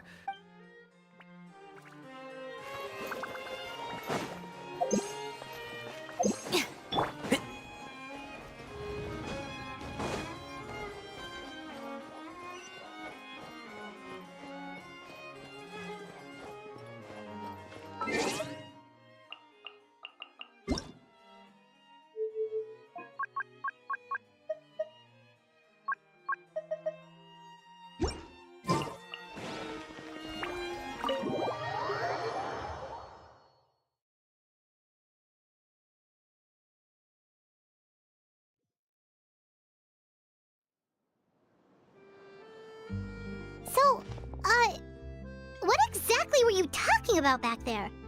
Paimon only heard you mention some rivers, a large body of water, and then some kind of irrigation scheme. You really want to know? I would imagine there might be more pressing concerns at the moment. Lenny, Paimon really hopes everything's going okay. Oh, Paimon recognizes that look. You've got your thinking cap on, don't you, Traveler?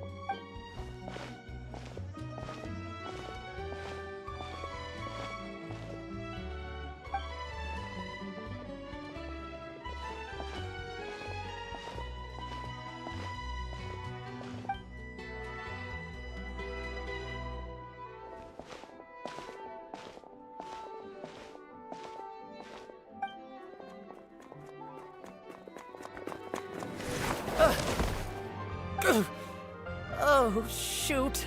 Are you alright? Oh, jeez. I'm so sorry. I was so focused on selling these papers, I wasn't looking where I was going. Well, let me make it up to you at least. Here, take this paper. On the house.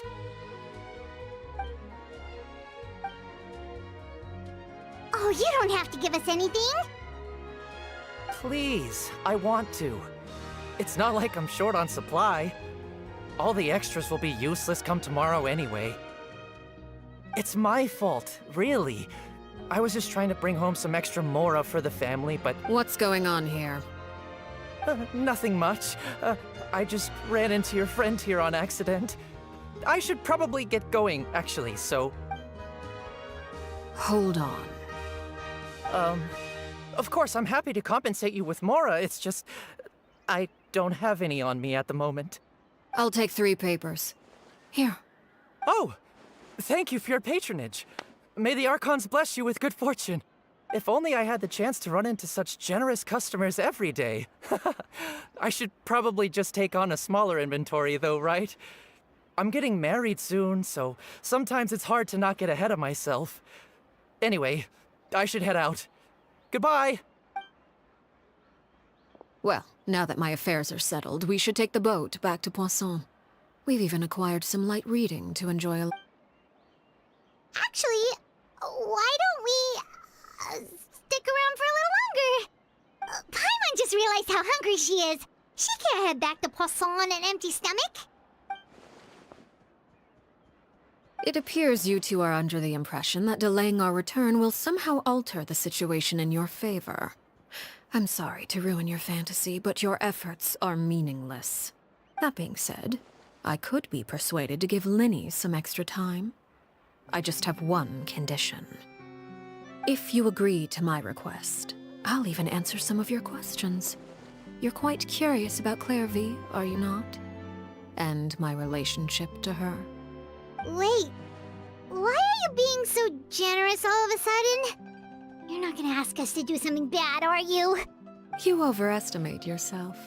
You don't have the talent for bad things. Then what can you possibly... The most important consideration in a negotiation is that both sides receive something they want. Demands and threats only get you so far. Wonderful. Here it is.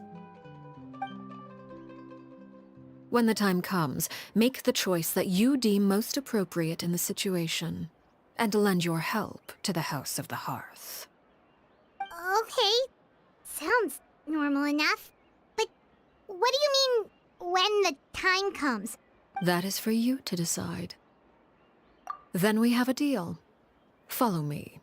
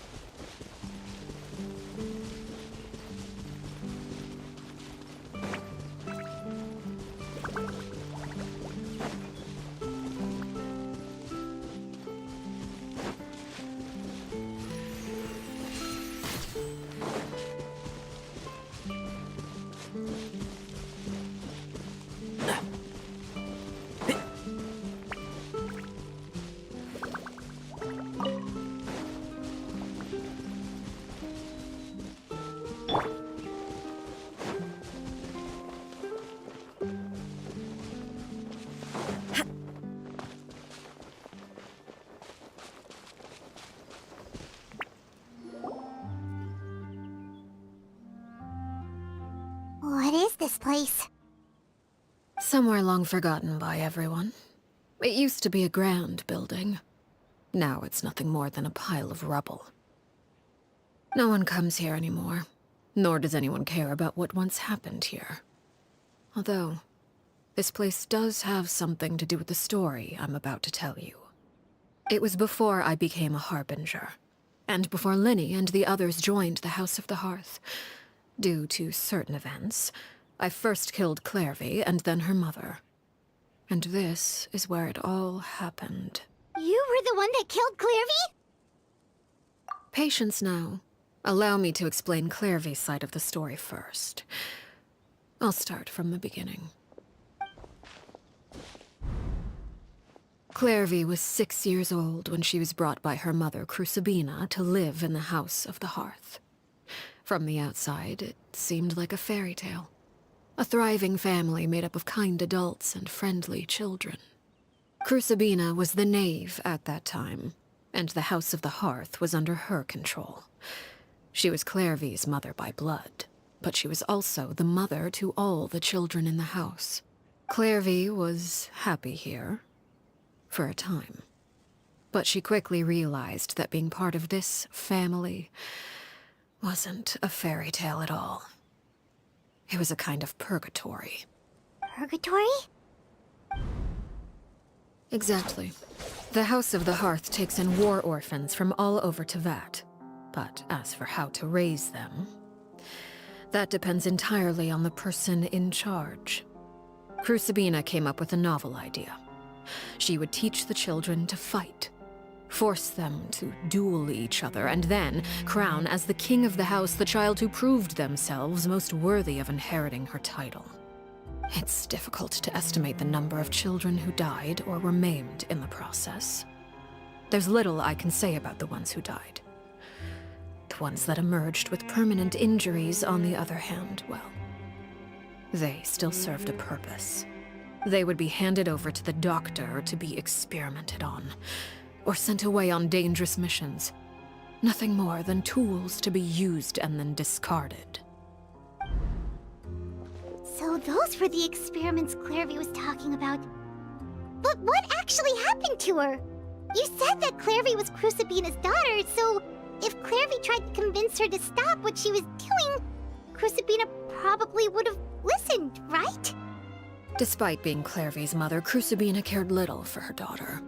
She forced Clairvy to join the House of the Hearth only as a means to demonstrate her own impartiality as a mother, to prove that she treated all her children equally. Clairvy did try to convince her mother to change her ways, but it was to no avail. After her efforts failed, the only other option was to rise up and try to fight back. Unfortunately, the other children had already been thoroughly indoctrinated into the illusion of happiness Crucibina had created. Of course, there was one exception. Someone Clairvy's age who knew the truth about the House of the Hearth. Her name was Peruere. Wait, The friend that Clairvy mentioned? Friend, huh? I suppose we can call her that for now. Clairvy was a cheerful and passionate person with a tenacious spirit. Peruere, on the other hand, was rather cold-blooded. Her cold-blooded nature allowed her to see through Crucibina's facade. Yet, it was also this cold-bloodedness that prevented her from acting against it. At least at first. While Clairvy longed for freedom, Peruere was convinced that, amid all the fighting and violence, she would make it until the end. Despite their differences, the two became fast friends, united by their knowledge of the truth. Clairvy told Peruere that she hoped to create a real family, where no one would be killed or sacrificed.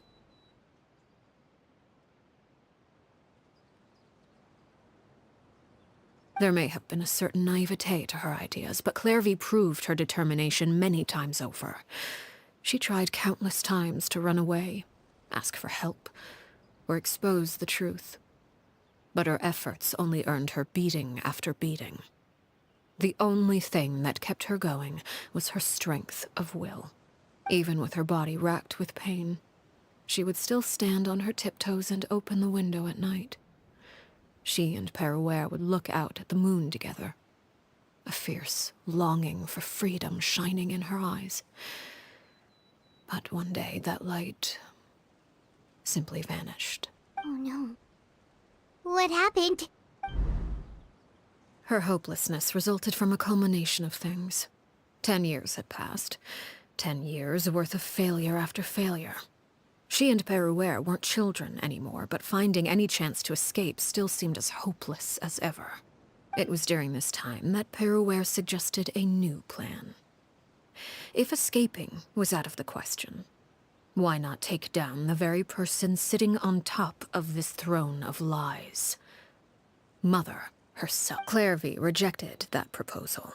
She claimed that, as a famous harbinger, Crucibina possessed an unimaginable amount of power. Trying to kill her would have an incredibly low chance of success. Clairvy never gave another reason, but Peruere could see it written all over her face. Clairvy still thought of Crucibina as her mother. Killing her own flesh and blood was a line she couldn't bring herself to cross. If she couldn't escape and fight back, then only one option remained. Precisely. Death was the only way that she felt she could be free. It happened during a duel. When she arrived at the dueling ring that day, her partner turned out to be none other than Peruere. The very person that had stood by her side all those years. It was a fierce battle. But ultimately, Clairvy decided to let Peruere end her life. From that moment on, Peruere's journey was one written in flames. When the rain finally came and washed it all away, there she stood, the sole victor in Mother's endless game of slaughter. A trail of corpses strewn across her path to success. It was the very result she had predicted 10 years prior. Even then, she believed she would make it until the end. She wasn't surprised by the fact that she emerged as Mother's undisputed heir. Rather, her success left her with an inexplicable sense of restlessness. She was unsettled, and there was only one thing that could quell that sensation. Perhaps you two would like to take a guess as to what it was. Crucibina, you mean? But... Correct. This is the place where Peruere killed her best friend. A mere year later, this is also the place where she fought tooth and nail to kill the mother they shared. The moment she acted, any conception of what was right or wrong ceased to matter. It's one of the principles of the house. Only those who survive get to write the rules. Peruere won the battle, and became a harbinger herself. After which Her Majesty, the Tsaritsa, bestowed upon her a new name. Arlecchino. So the Perry Clairvy was talking about... It was you all along. You're Paraware. Arlecchino is just a name you got later.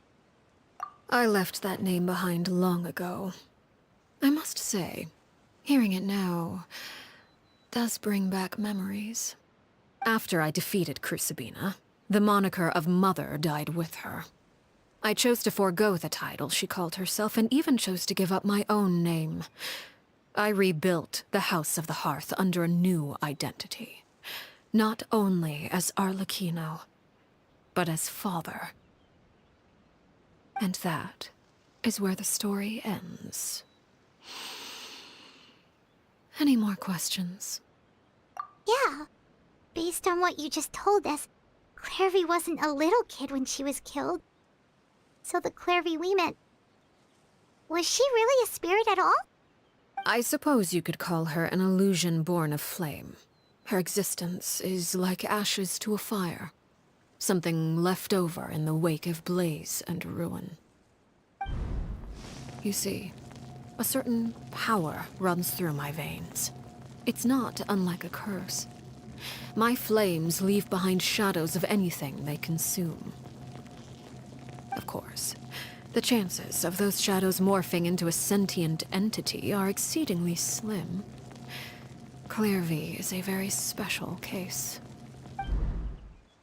Clairvy died when she was 16 years old, but what emerged from the flames was her 6-year-old self. Her appearance wasn't the only thing affected. Most of her memories were lost to the blaze as well. Memory is a mysterious thing indeed. Losing a portion of your memories will alter your sense of self. Lose 10 years' worth, however, and it would be like living in the past. No wonder Paimon got such a weird feeling when we were talking to her. Perhaps I should put it this way. Clairvy is someone trapped in time. It may seem like she exists with us in the present, but she truly lives in the confines of her own past.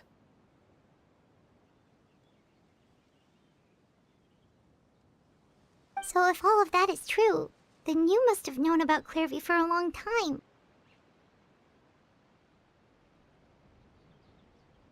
Indeed. She's a rather volatile and unstable entity. Sometimes she would look after the children. She's even saved some of their lives. But other times, she would hide from me and become obsessed with revealing the truth about the house to anyone who will listen. Shadows don't have the capacity to learn or grow. Any new information they encounter is quickly forgotten over time. Your attempts to expose Clairvy to sunlight, they failed, yes? The reason is actually quite simple. In Clairvy's mind, the house is impossible to escape, and it is this very perception that traps her there. But no matter. All I have to do is kill her again, and all will be resolved. I don't anticipate so much as a single speck of ash will be left behind this time. Wait! Paimon can understand why you might want her gone, but isn't there another way? So what if she's trapped in her 6-year-old self? She's still your friend! At least talk to her first! It's too late for that. She broke the rules, and now she must be punished. That goes for Filial and Nantoy as well. She's had quite the effect on them. I hope you understand. The difference between Crucibina and myself lies in our formulation of the rules, not our policy for enforcing them. Upholding the rules without question is a trait we both share, because that is how a household should be run. Is this really what you want to do? Whatever could you mean? Don't you want to say a proper goodbye at least? Whether as a killer or as a father, there are two things that must be avoided at all costs: anger and sorrow. Anger makes you impulsive. Sorrow causes you to waver. Well, it appears it's about time to proceed. Before we arrived, I told some of my well-behaved children to bring our troublemakers here by nightfall.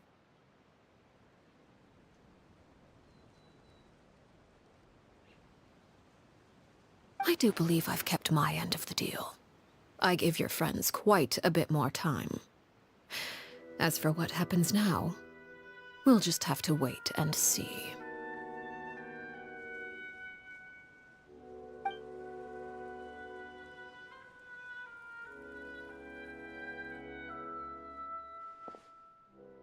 Here they are, Father. Oh, you gonna execute him? Seeing something like that would actually be a first for me.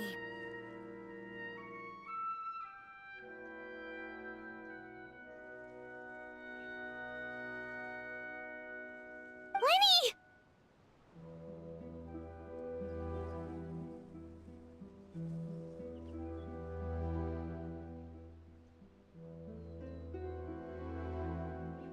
I'm sorry.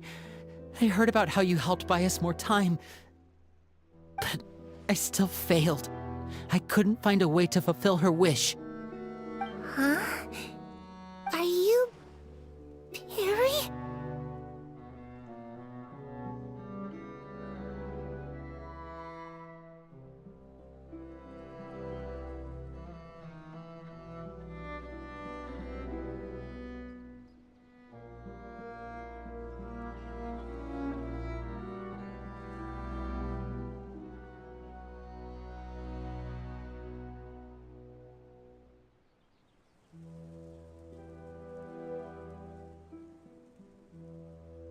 Indeed, it's been a while, Clairvy.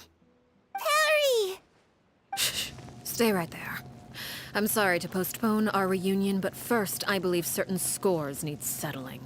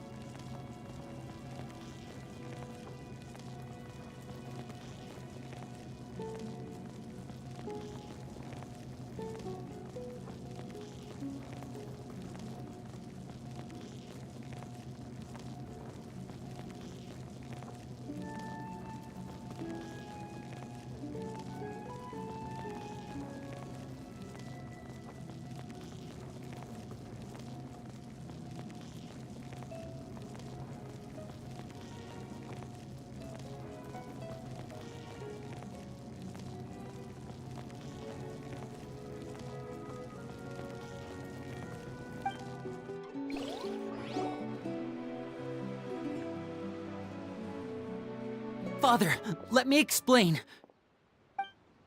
Out of my way. Father! You chose to conceal a threat to the house. And for that, you must be punished.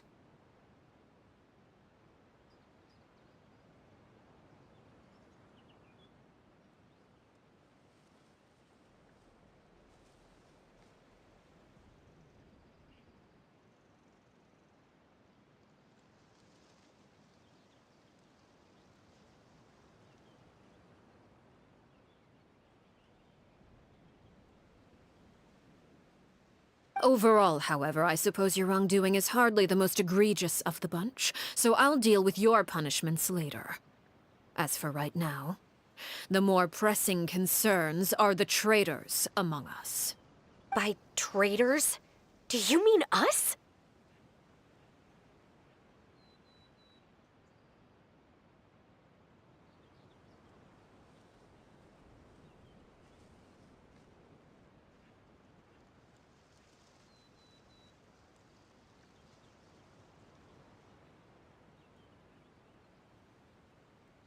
Father, let me explain. We didn't mean to...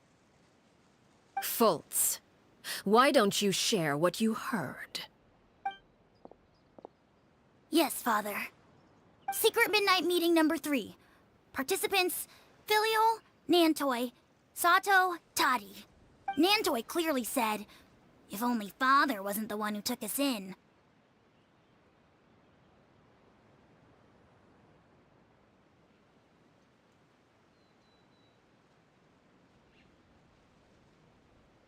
Sato added, I'm sick of this life. I just want to live as a normal person. Filial was the worst of them all. She called us crazies and said a bunch of mean things about Father. I did not! You're lying! Fultz is trying to frame us. It's not like I'm the only one who heard those things.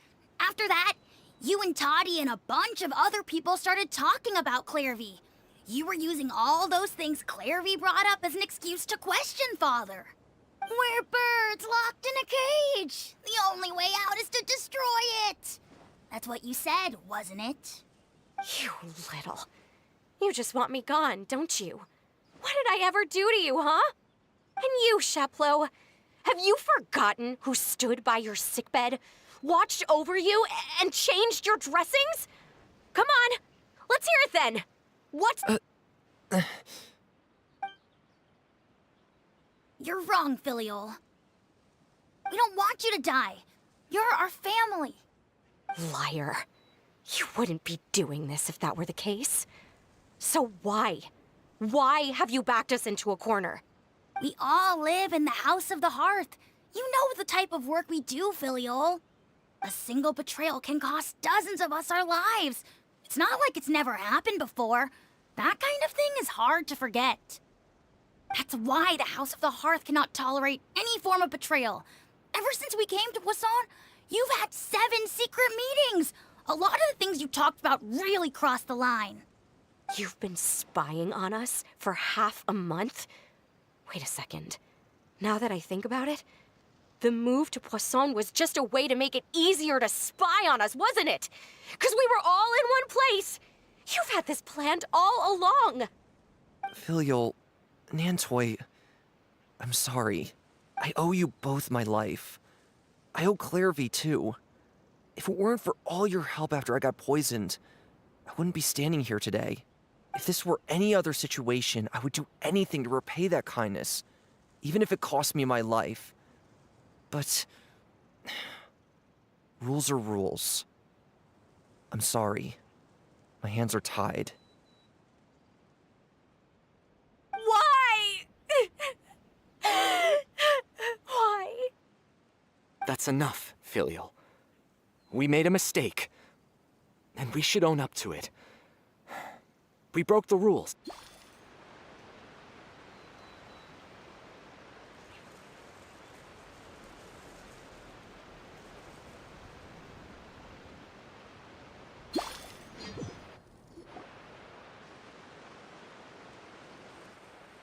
Father, let me explain.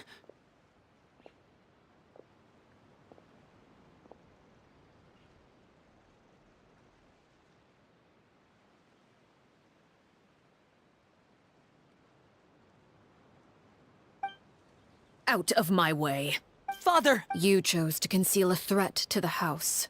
And for that. Overall, however... By traitor... Father, let me explain. We didn't... Fultz. Yes, Father. Secret midnight Nantoy clear. Sato added. Filial was the worst of them all. I did not! You're... It's not like I'm... We're birds. You little... You just want me gone, don't you? What did I ever do to you? And you, Sheplo? You're wrong, Filial. We don't want you to die. You're our family.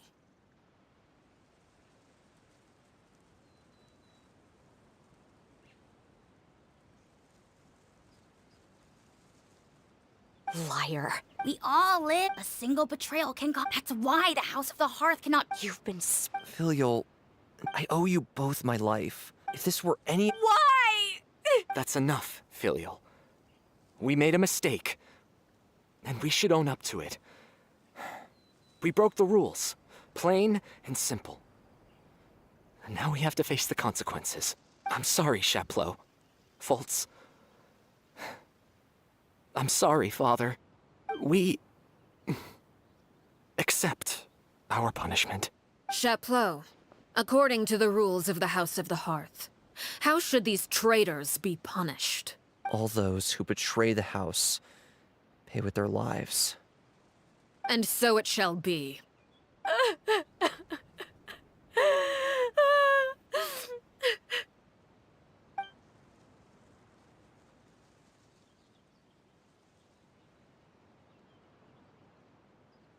Father, please wait! Something you want to say, Linny? Please reconsider, Father. What Filial and the others did, does it really count as betrayal? We all come from broken families. From the very first day we joined the House of the Hearth, we wanted nothing more than to make it a real home. But the truth is, none of us know what a real home should look like. I'm not saying I have all the answers. All I know is this.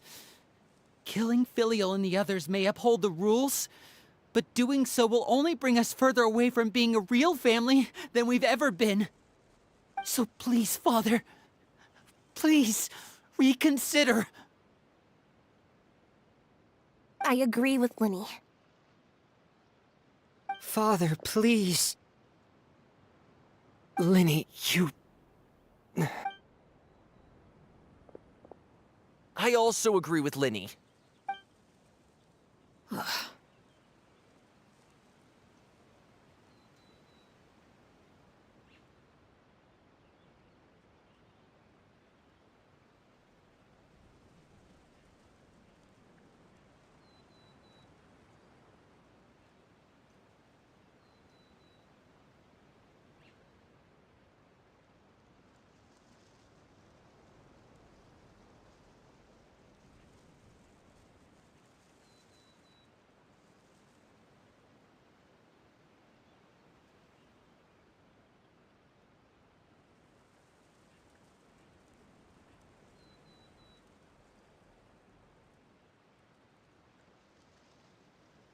An order, once given, cannot be rescinded.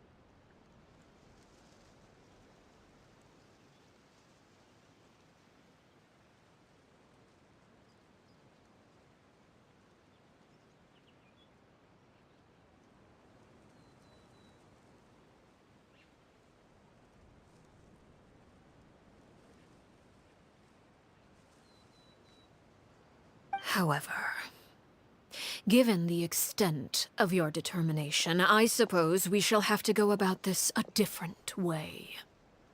Draw your weapons and face me.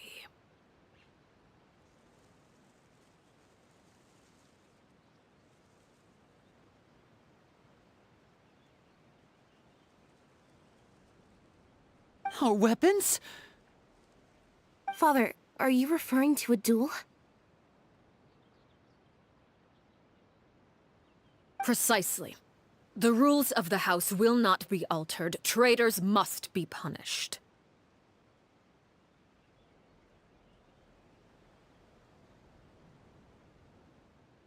However, resolving disputes with a duel is also one of our rules, one that also applies to me.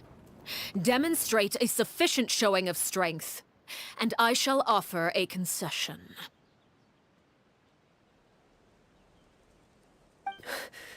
Wait. Beat Father in a duel? Impossible. Father is way too strong, even for Lenny.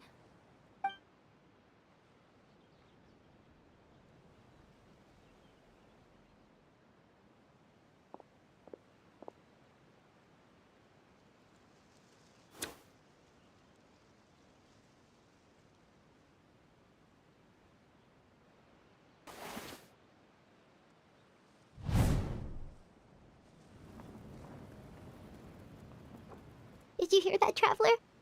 Lenny and the others have to duel the knave. What should we do? Can they really win something like that? If they lose, those people from the house are really gonna be executed. Hey, are you listening? Don't you want to say a proper goodbye at least? Anger makes you impulsive. Sorrow causes you to waver.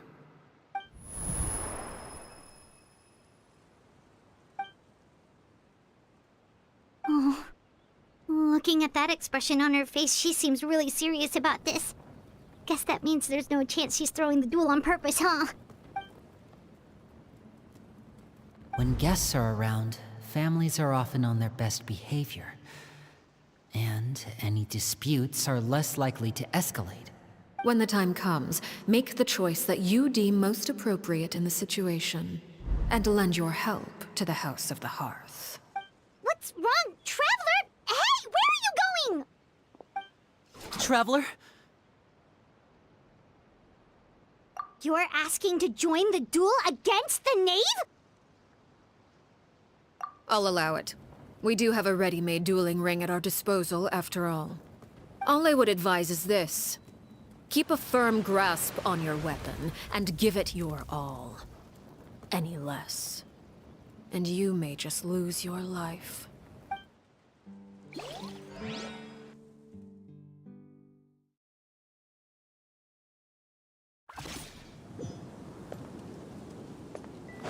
Illusion shot! Our bond is strong. I'll settle. Make yourself a room. Closer now. One with the Force.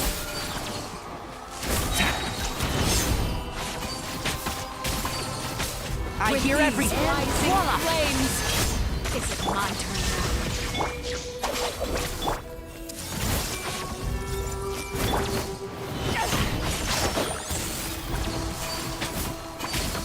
With the fall of darkness, destruction shall rise. The Temple Have of a Father is taste of even stronger than I expected. I'll uproot you!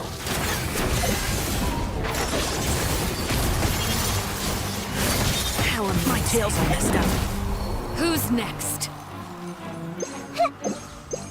Getting gear! Spare your energy. Running is a good use. Everything. Lightning terrified! Is it my turn now? Time to watch out for Father's movements! Not bad.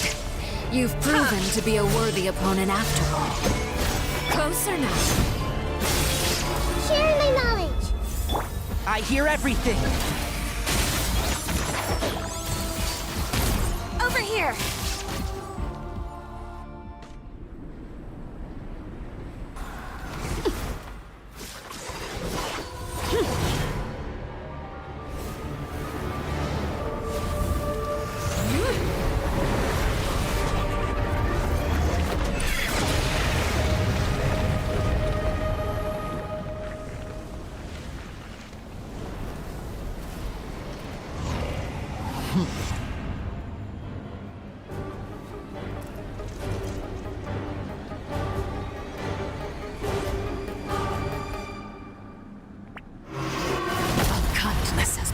Illusion shattered! My blade is all that remains. Everyone hold hands. Can't see?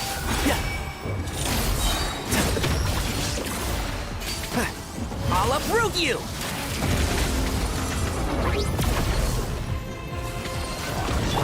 Hey, Now's our chance! Over here!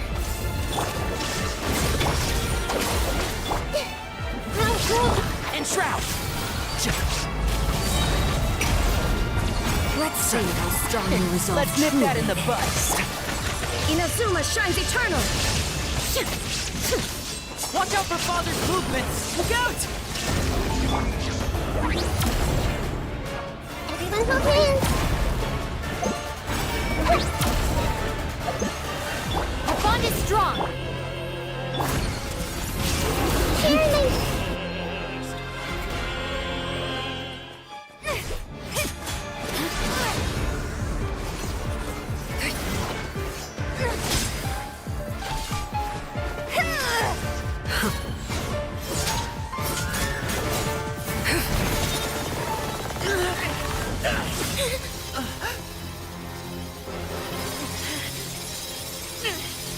You should know better than to crowd in one place.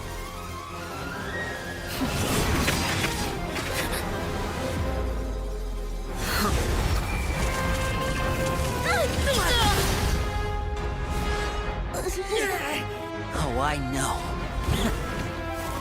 No! I'm sorry, Father!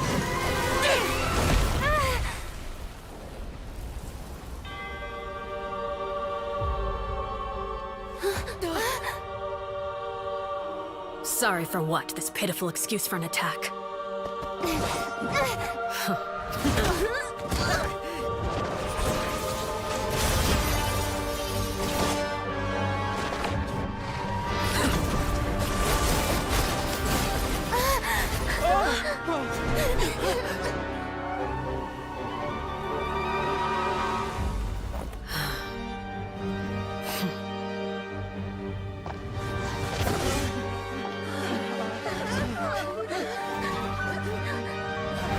Father, no!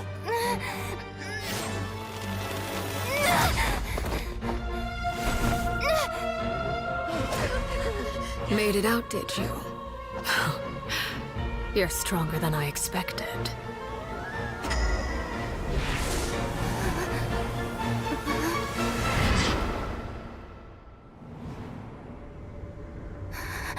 A crimson moon. I can't move.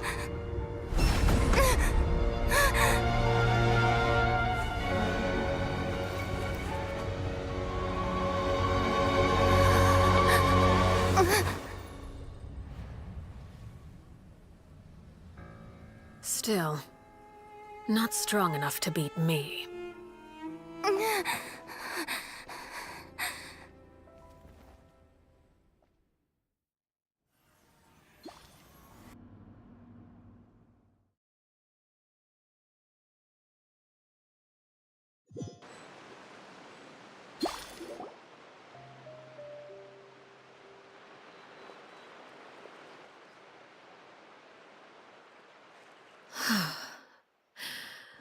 I believe we can end things here. It's not often that we get to enjoy the company of guests, after all. We wouldn't want things to get too out of hand.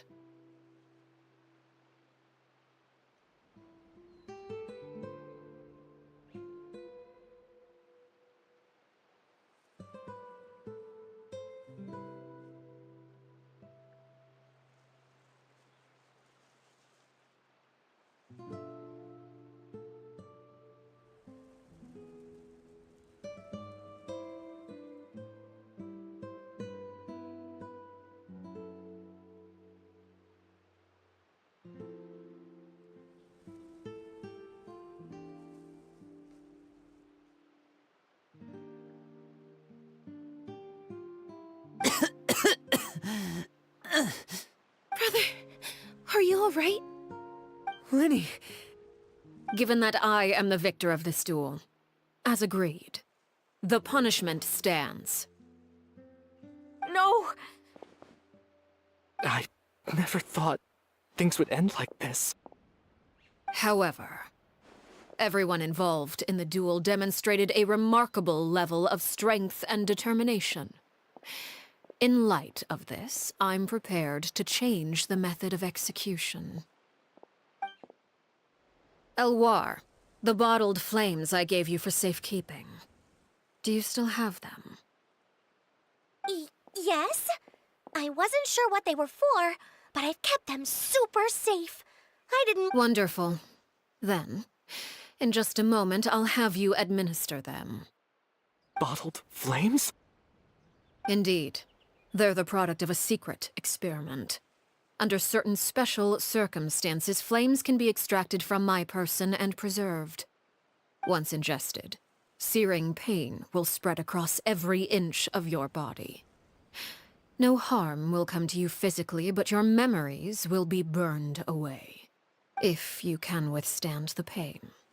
When you awake, you'll have forgotten everything you know about the House of the Hearth, and will be expelled from the organization. In other words, administering this concoction will kill the version of you that grew up in the house, and give you a new identity.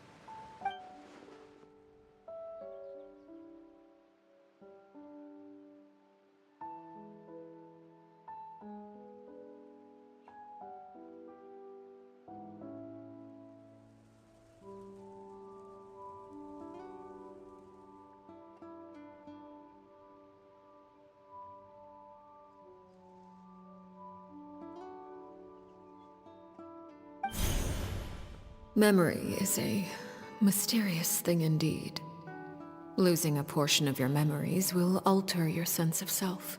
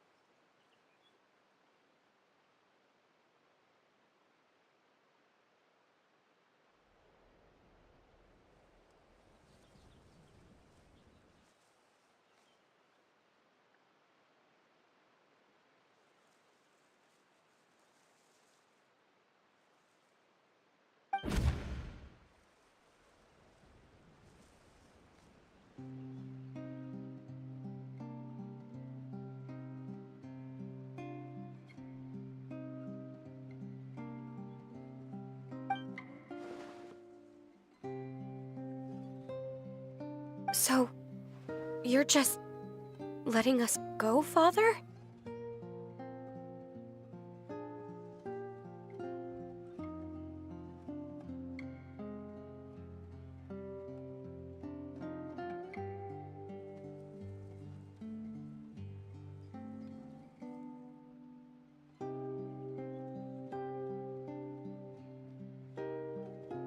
You misunderstand. Memories are extremely important. Once consumed by flame, the version of you standing before me will die, and our secrets will die with you. So no, I don't intend to just let you go, because the person who survives will be nothing but a stranger. Even so, I won't have to live in fear anymore. I'm sorry, Father. I'm sorry I let you down. But I really... Don't cry, Filial. You haven't left the house yet, so there are still rules to be followed, yes? Remember what I taught you. Anger makes you impulsive, sorrow causes you to waver. Don't let yourself be controlled by your emotions.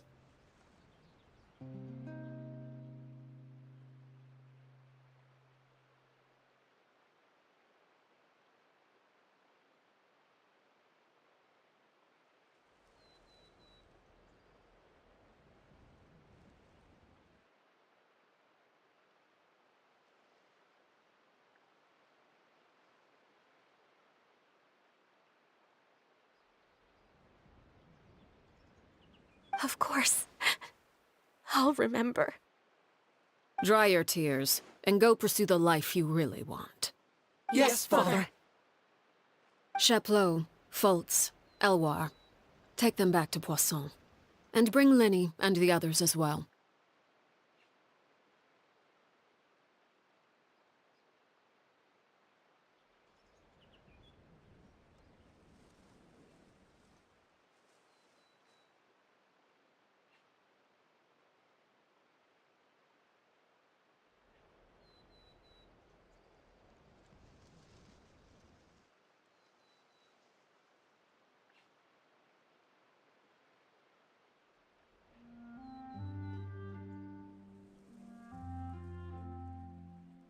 I prepared 3 extra vials of bottled flames. As for whether to take them, the choice is yours. Goodbye, children. The next time we meet, I will no longer be your father. Thank you for all you've done for the house. I hope you have bright futures ahead of you.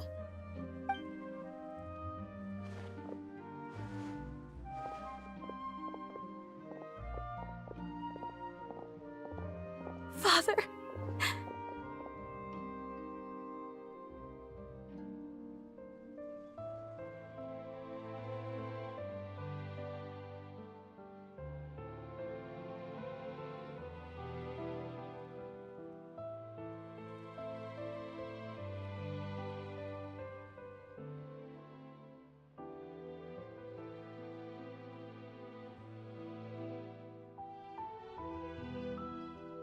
Let's go.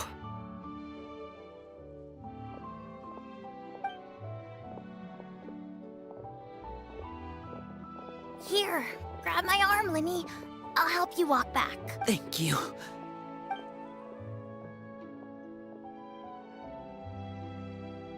Clairvy.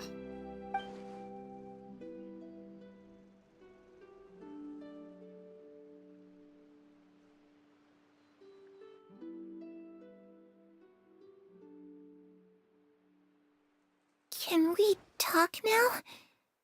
I've been waiting for a super long time.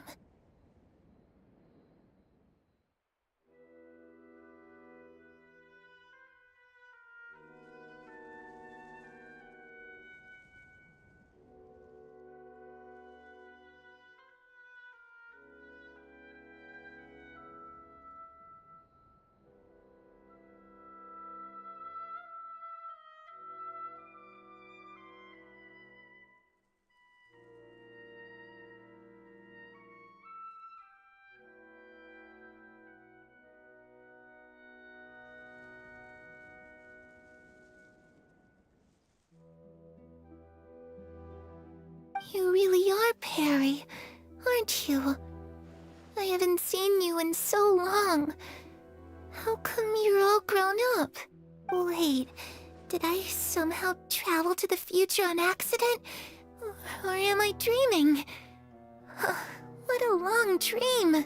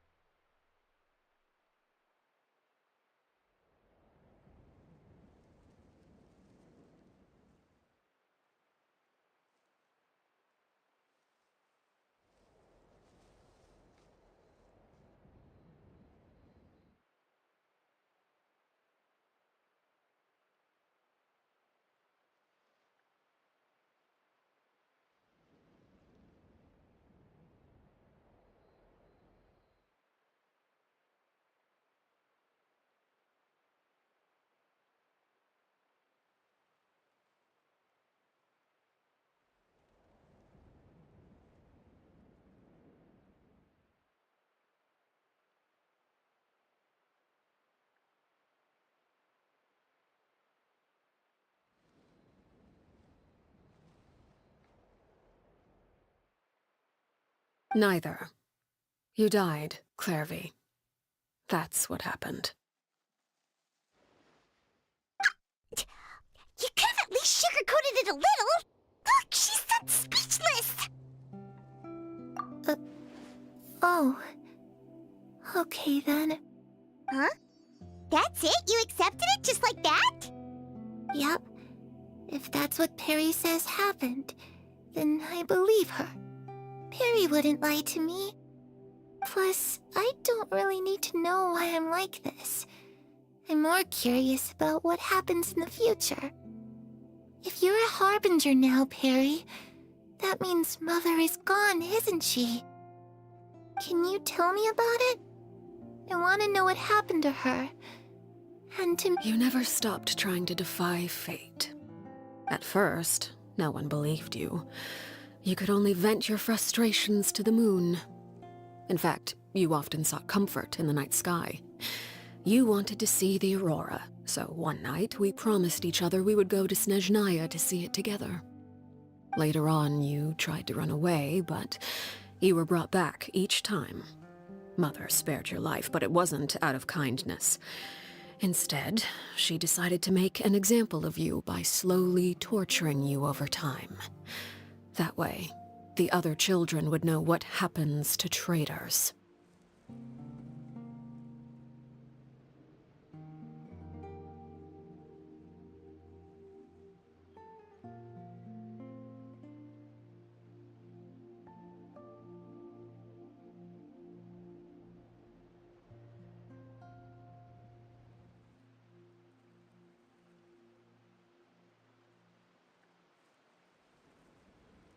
Still, you never gave up.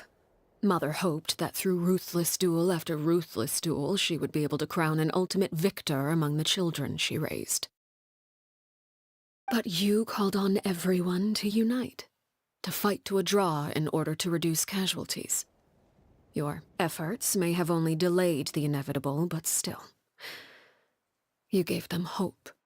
You tried everything you could think of, but every attempt ended in failure. Still, you never turned your sword on Crucibina, and you never turned it on me. On that gloomy day, you told me...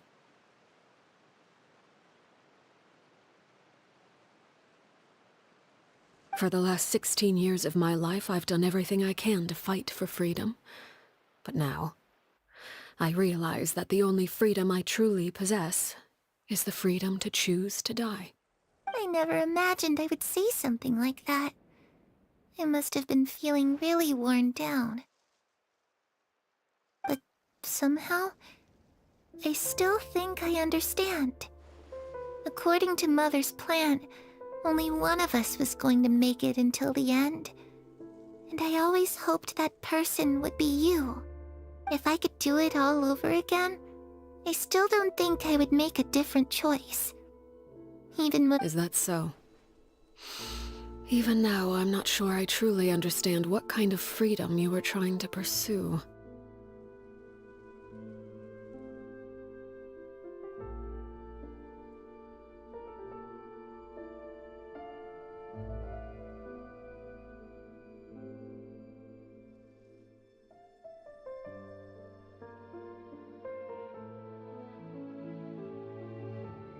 But as the head of the House of the Hearth, and as the children's father, I've tried to give them the most basic of freedoms. The freedom to choose their own fate.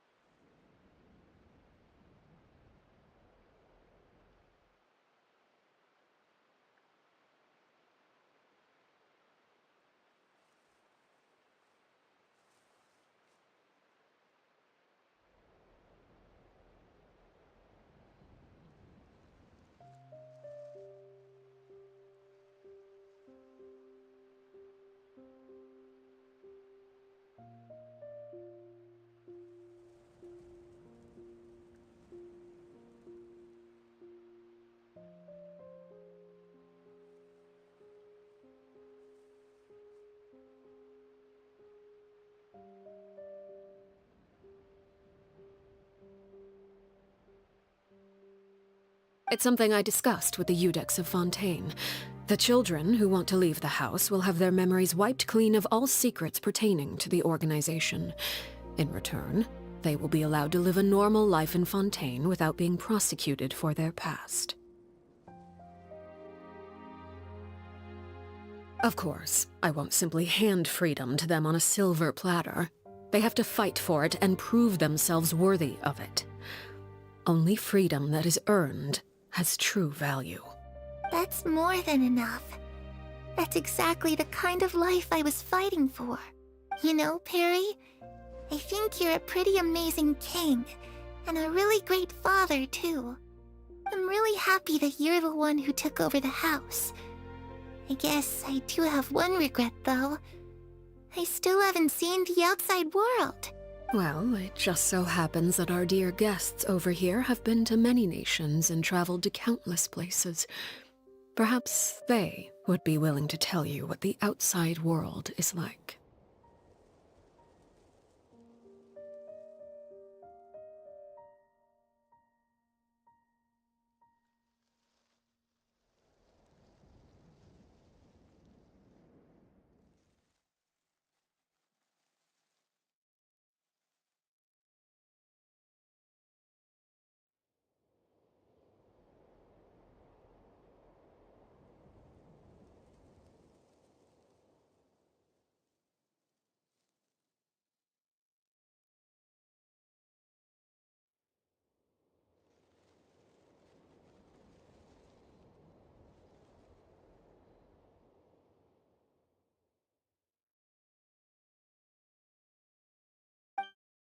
Really?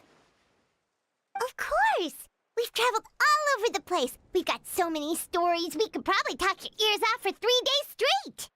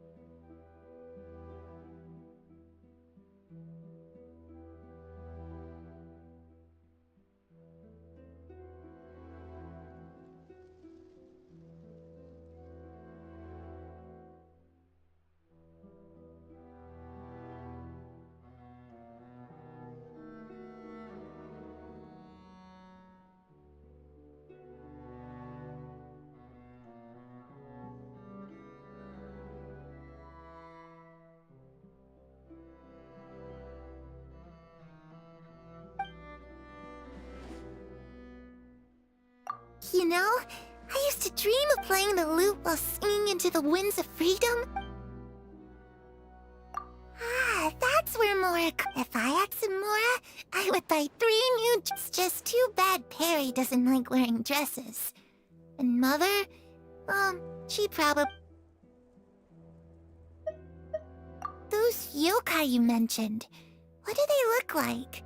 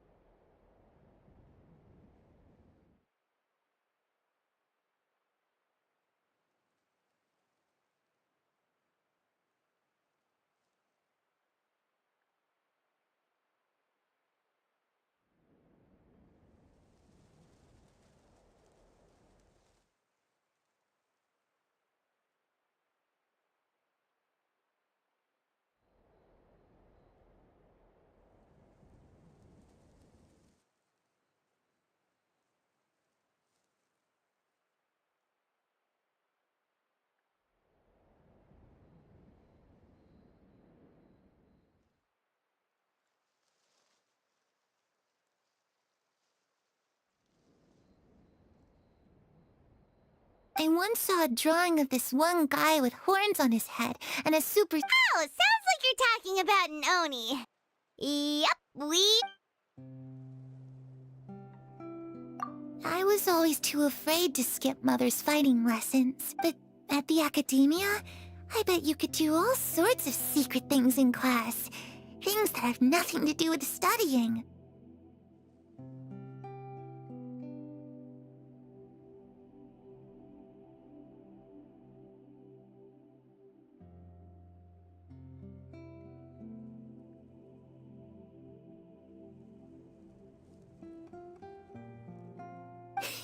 I'm just kidding.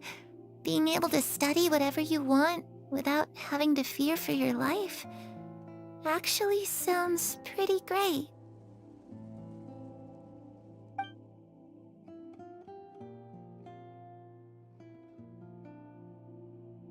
The situation was super dangerous. Lenny and Lynette were accused of committing a crime, and they were going to have to stand trial at the Opera Epicles.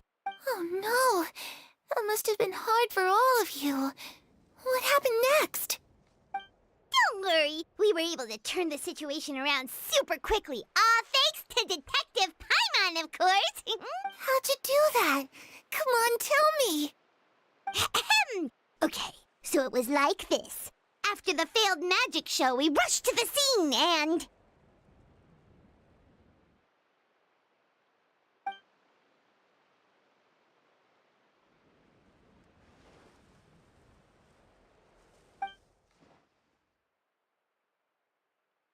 Shadows don't have the capacity to learn or grow. Any new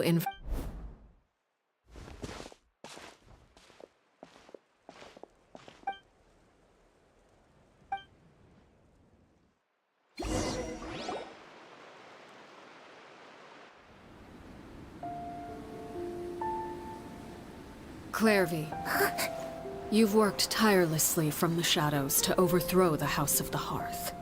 Now, by my authority as the Knave, I shall announce how this matter ends. You are hereby expelled from the House of the Hearth. You are no longer tied to this place, nor are you bound by its rules.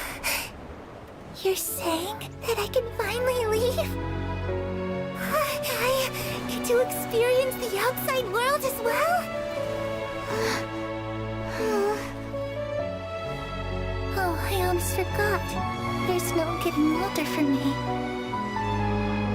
Still, seeing who you grew up to be makes me really happy, Parallel. Take care of yourself. Goodbye. May we meet again someday.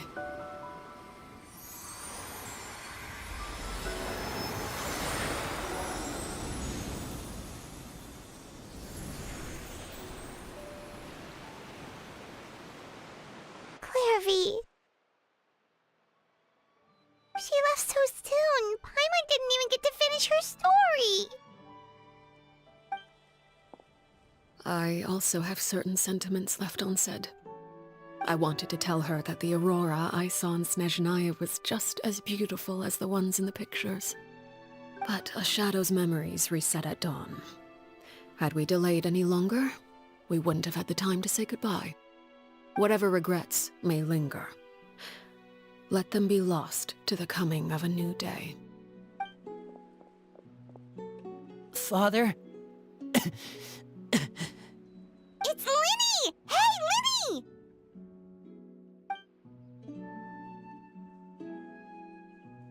What is he doing back here? Let's go check it out.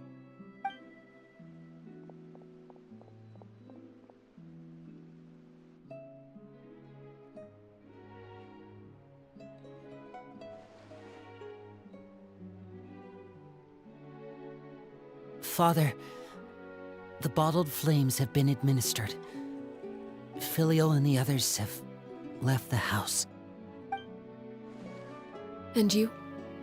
What? Thank you for giving us that choice, Father. But we never wanted to leave the house. It's the only home we've ever known. Lynette and Fremine feel the same way. They're recuperating back at the Hotel Bouffe d'été. But I decided to come back and tell you where we stood. I'm sure you're well aware of the expectations I have for you. I want you to follow in my footsteps and become the next king of the house. Yet you seem to have different ideas, I must admit. I'm rather surprised by your decision to stay. There's nothing wrong with choosing to live a quiet life. Leading this organization is a heavy responsibility, one not so easily carried by someone forced onto the throne. I just never understood what you saw in me. What made you believe I was deserving of that throne? You're brave, talented, and, most importantly, you cherish your family. You would do anything to protect them, even if it costs you your life.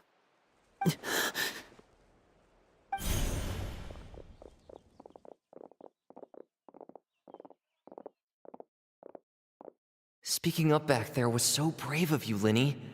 It's all thanks to you that we were able to convince Father to back down. You're a hero, Lyney. Hero? Father is the real hero. Had Father gone all out during the duel, there's no way I would have walked away with my life. She must have had it all planned from the beginning.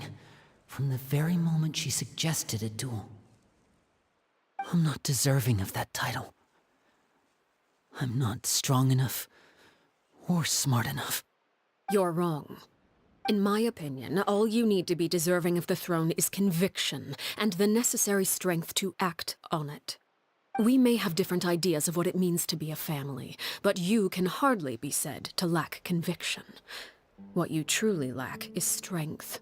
For someone of your talent, though, that's something that will come with time. Even without that strength, you still chose to face me in a duel, even though the odds were stacked against you. That capacity to honor your convictions is what I truly see in you. Father.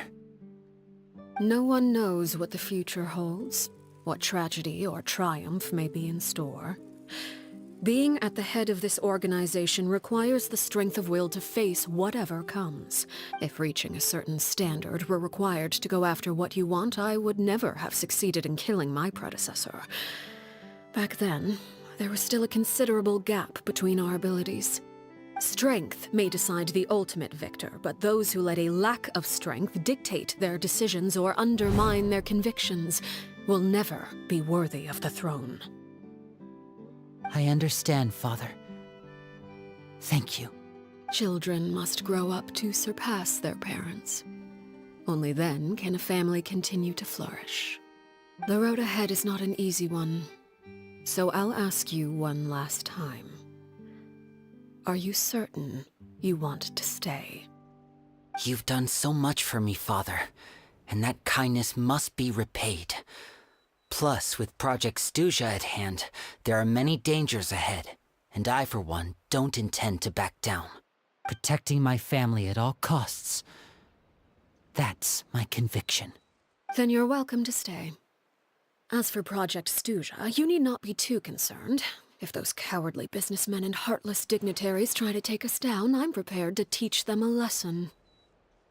Having members who longed for the light was our organization's last weakness. With those members no longer among our ranks, the House of the Hearth is like a spider hiding in the shadows. We need only wait for our prey to come to us. At present, our imperative is to use their plan to our advantage. In doing so, a crimson moon shall rise amid the frigid blizzards of winter. No demonstration of loyalty shall go unrewarded, and no sacrifice shall be in vain. As for the two of you, whether we meet again as friend or foe, I'll remember the camaraderie we shared in this moment, no matter how arduous the journey ahead. I hope we both reach our desired destination.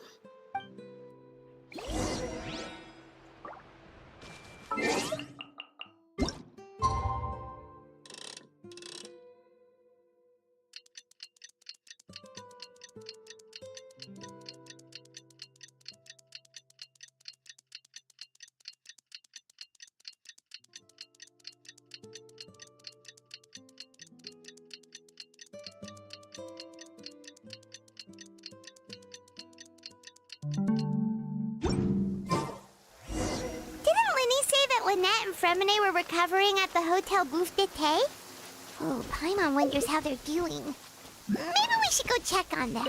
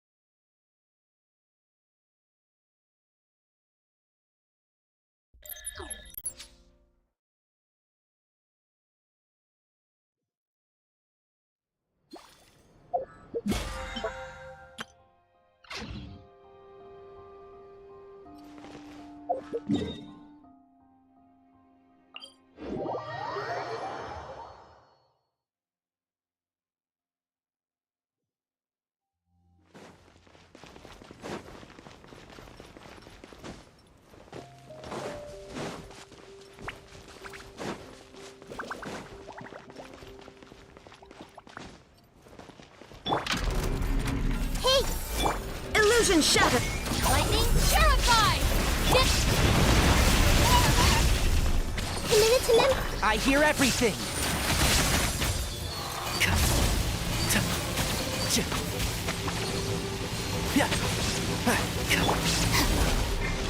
Our bond is strong! There is no escape! Make yourselves at home. This may hurt a little. Can't see?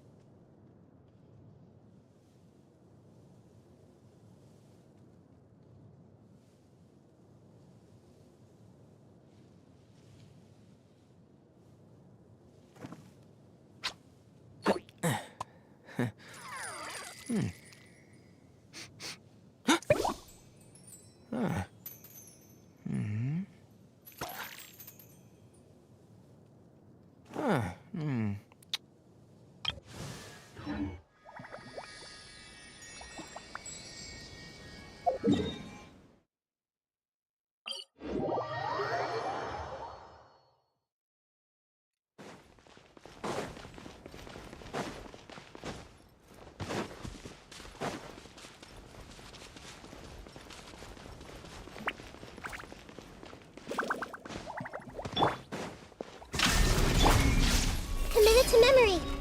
Stand with me! Out of my way! I'll uproot you! One with the forest. Yeah. Sharing my knowledge. This may hurt a little.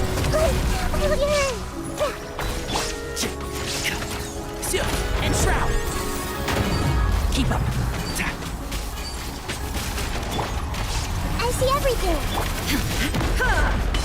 Now you shall perish!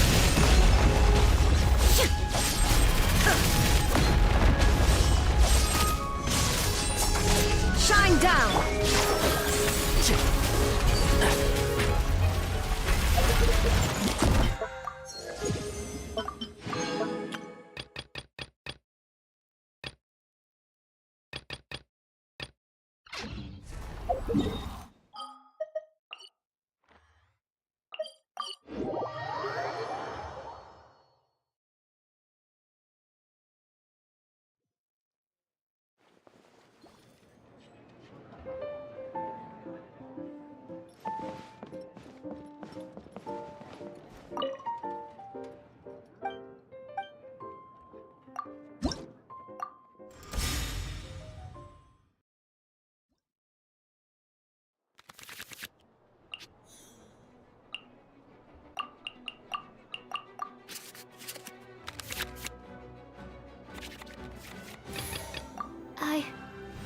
can do it.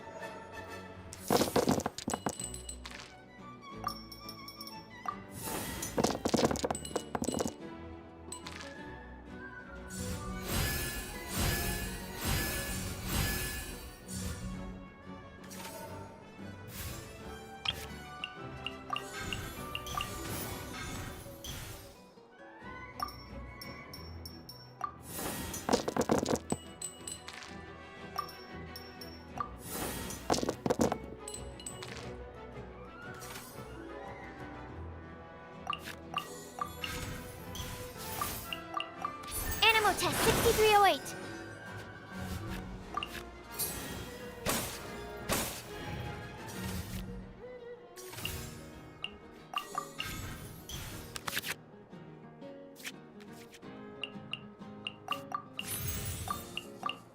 Animal Test 6308.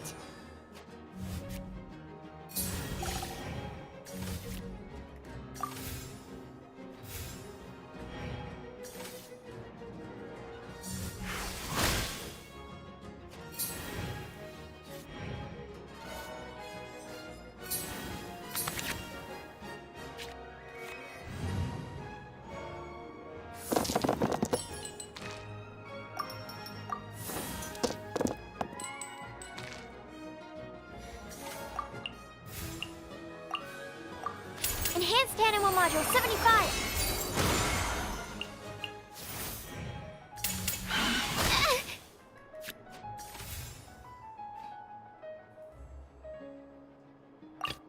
Let's go.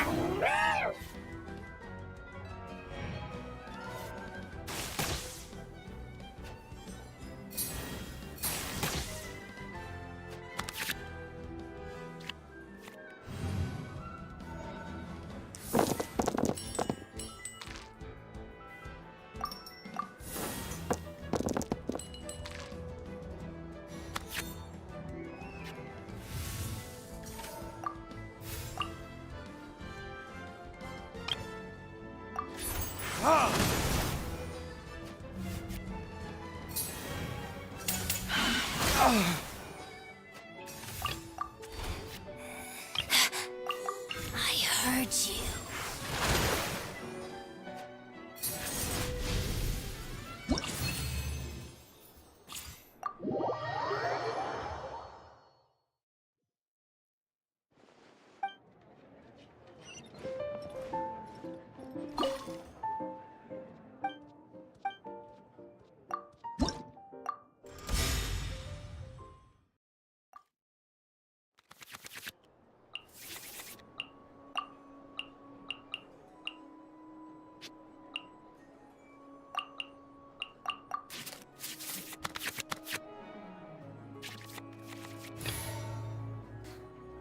Let's finish this swiftly.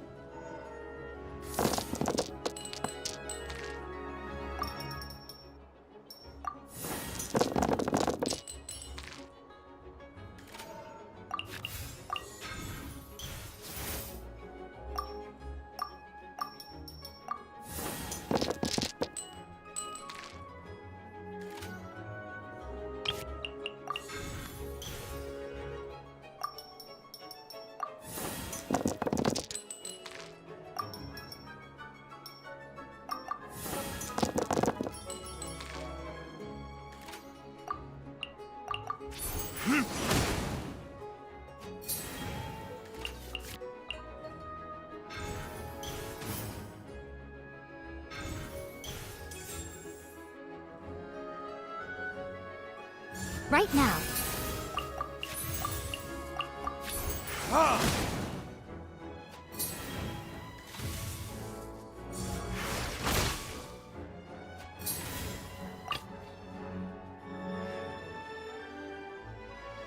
I want to help.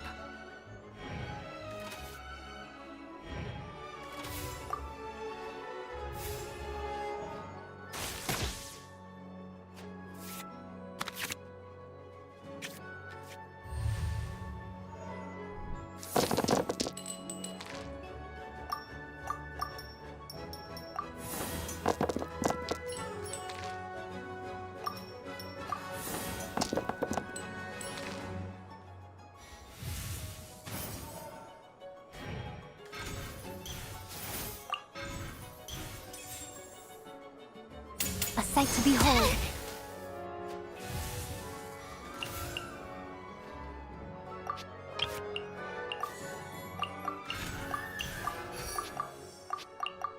Stand clear.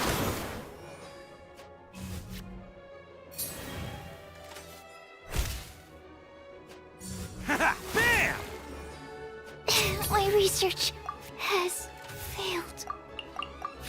No mercy!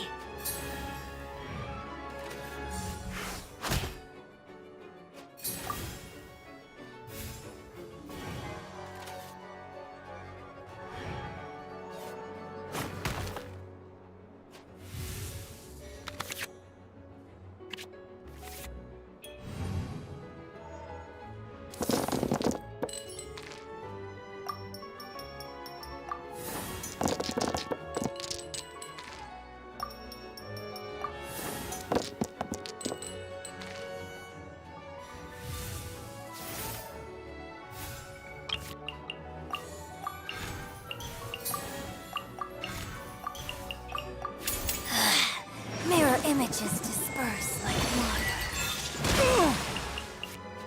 At least I'm going down with style. Allow me.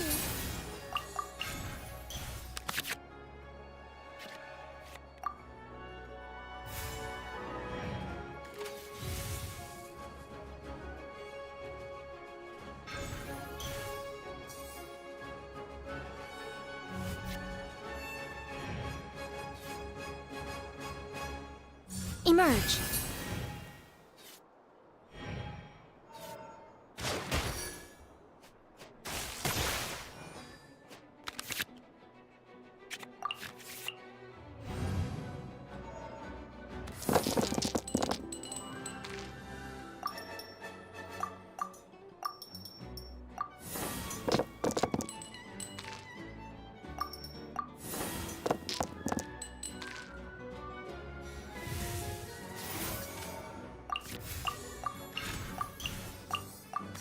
No mercy!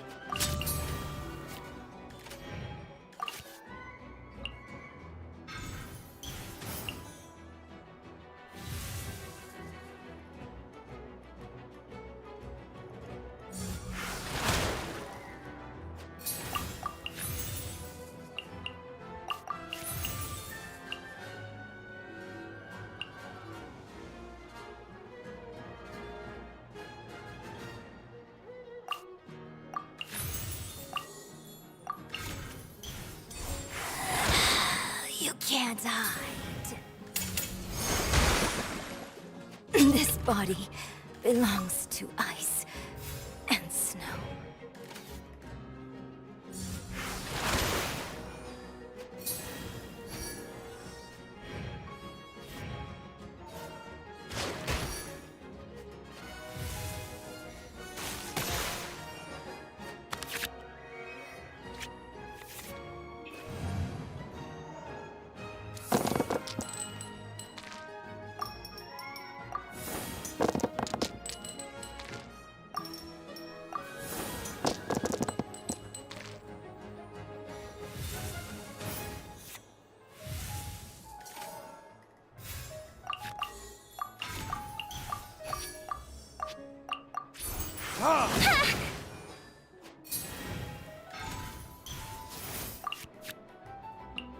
Allow me.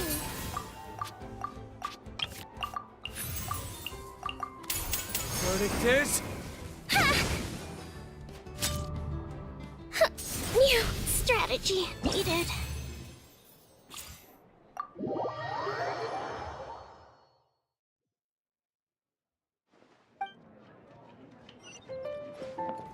Is every...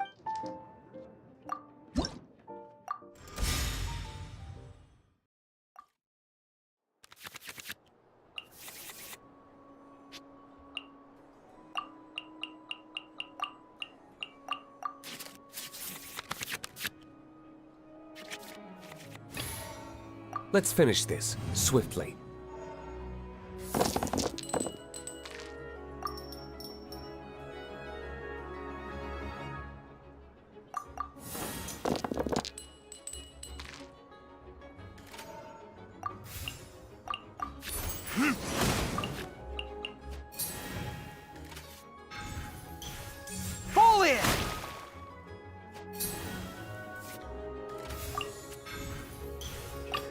I want to help.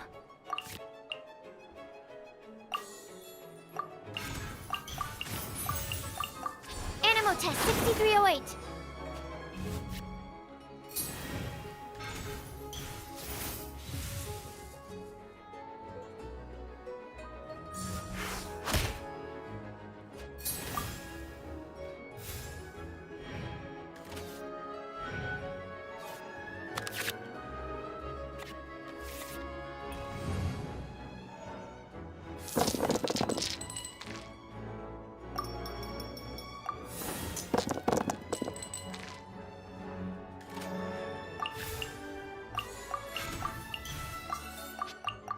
Animal test 6308.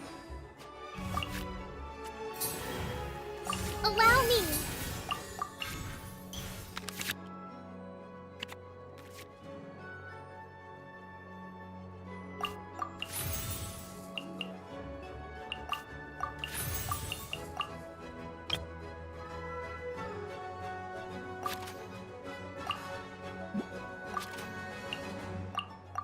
Animal test 6308.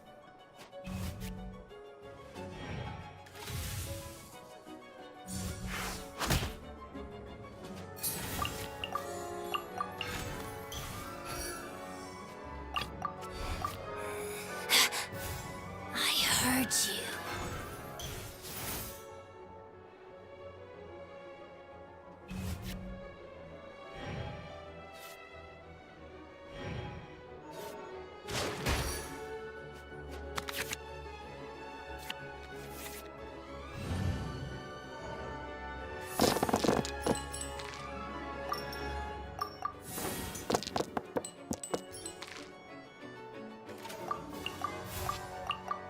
No mercy!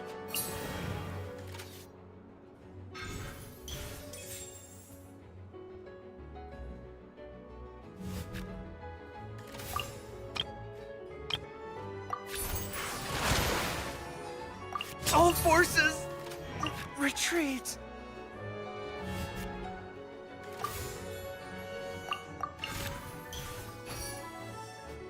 Let's finish this, swiftly.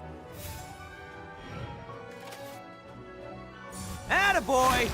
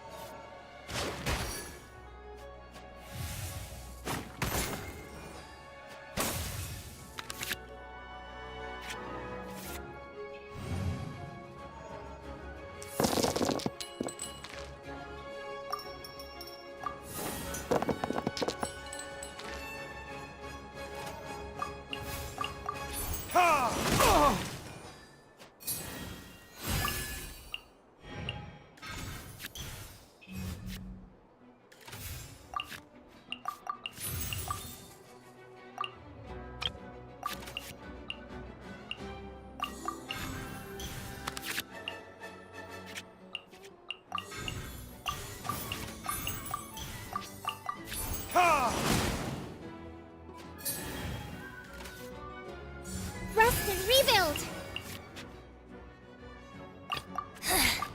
The insolent shall be punished.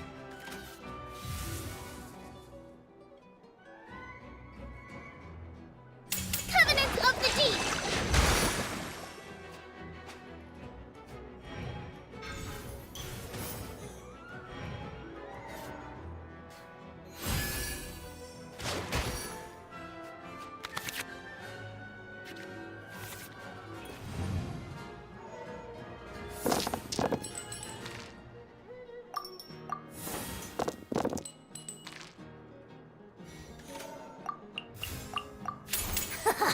Got you.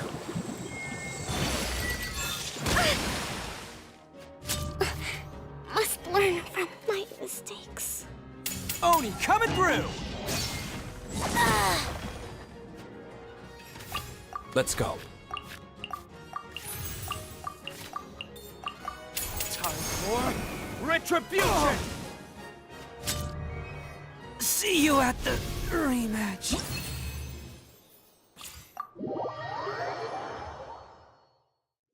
I have been practicing, but clearly not enough. You just wait till I've honed my skills some more, then I'll be back to put them to the test.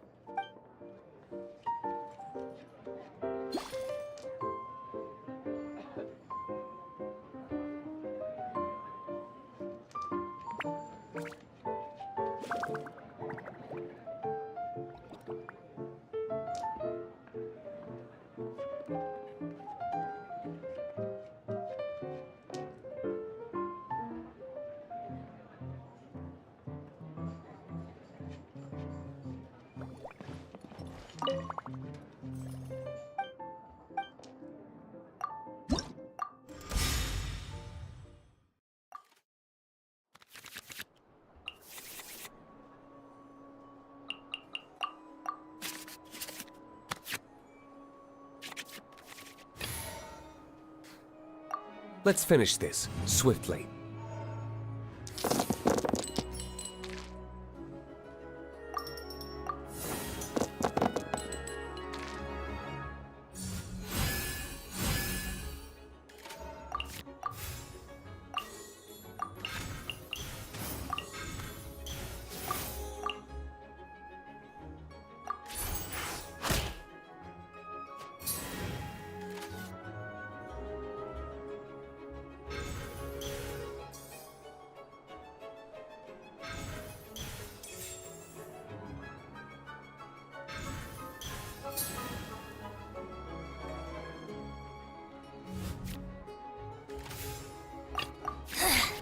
The insolent shall be punished. How brightly burns the truth!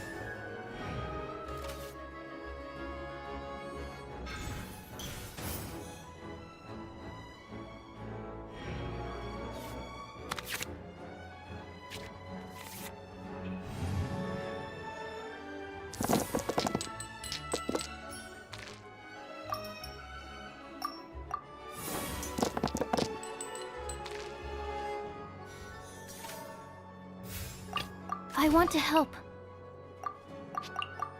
Absorption test.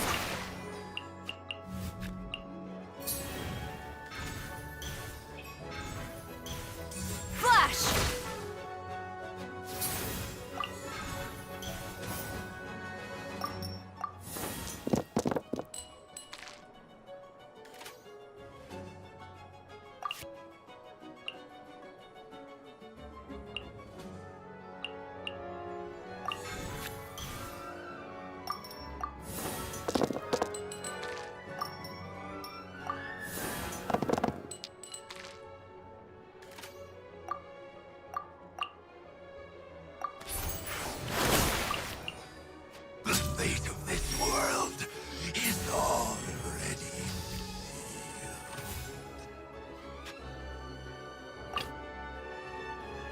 Let's go.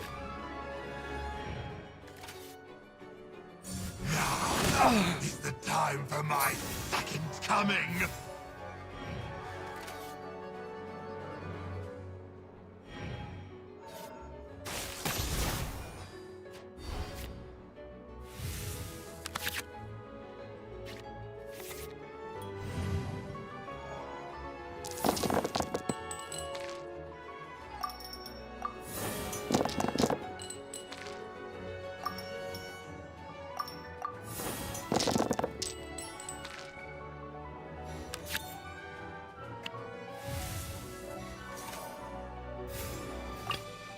Let's finish this, swiftly.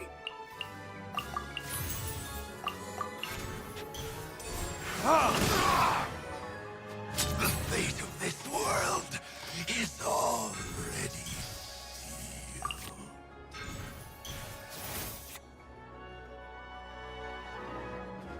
No turning back!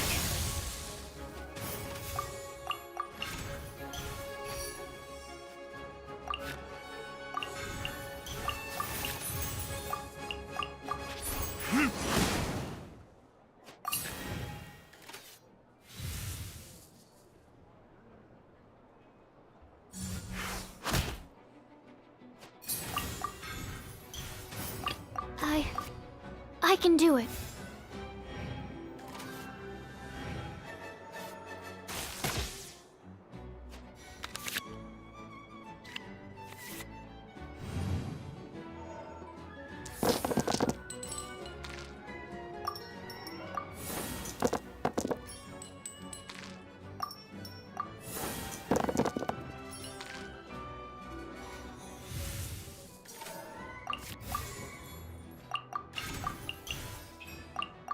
Enhanced Animal Module 75! I willingly yield.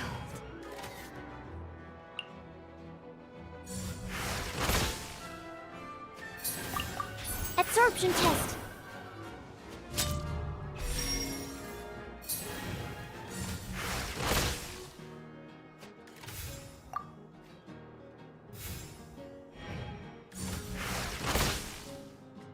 Need to make adjustments.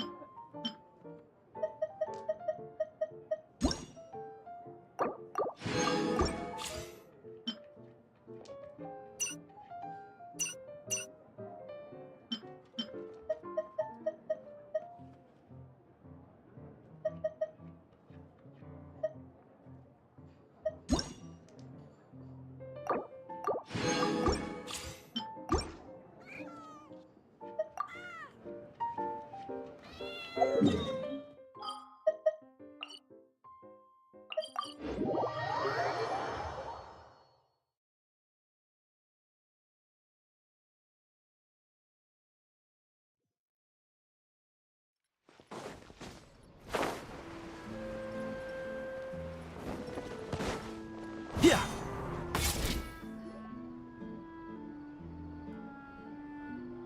Lynette? Fremine? How are you feeling?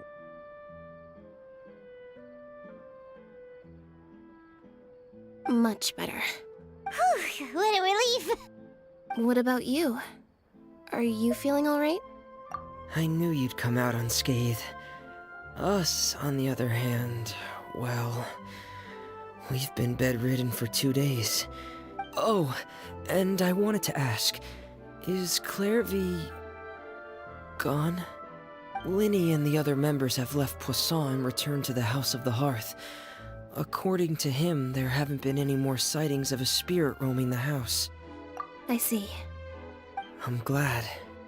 Father came to check up on us 2 days ago and told us about what happened with Crusabina and Clairvy. Actually, I've met Crusabina before. Wait, what? You've met the former knave? Crusabina died a year after Clairvy. It was during the year between their deaths that I joined the House of the Hearth. Crusabina had an extremely cruel and radical way of doing things. While she was alive, the atmosphere in the house was suffocating. When I joined, though, the experiment she valued so much had already come to an end, and all the people involved, dead and injured alike, were gone. Crusabina never talked about the past with us newcomers. A couple of months after I joined, Father killed Crusabina and burned all her files. With that, the names of all the people subjected to her experiments, Clairvy included, were lost to the flames. Father took in Lenny and me a couple months after that, but she never mentioned anything about Crusabina or Clairvy. It really seems like something she was planning to keep to herself. The last time you talked to her, did she mention why she kept it a secret for so long? She said she didn't want us to be affected by the darkness of the past. She was worried we'd develop a false sense of gratitude towards her if we knew about it.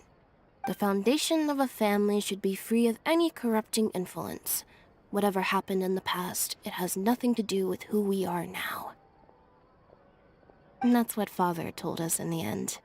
But I still thanked her for everything. It was only after hearing about what Crusabina did that I finally realized how insignificant our lives could have been. The members of the house meant nothing to her. To say that she valued them in any way, even just as a tool, would probably be giving her too much credit.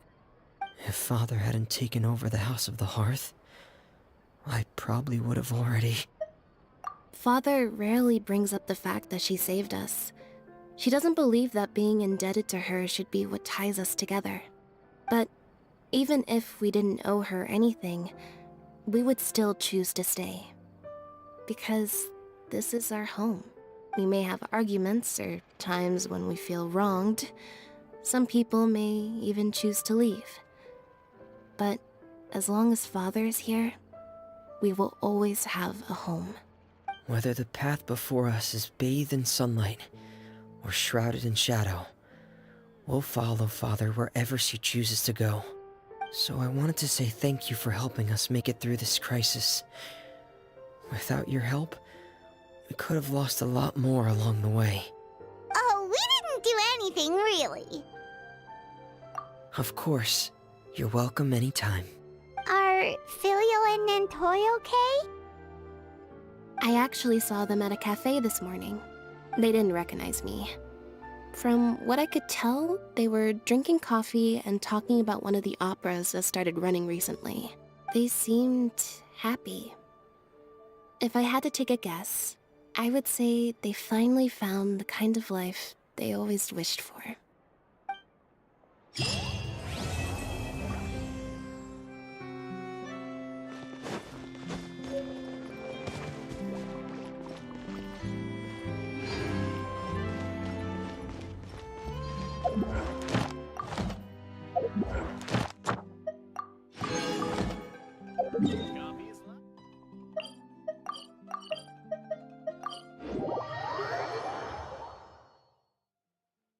Keep up. Ad Astra. Thank you for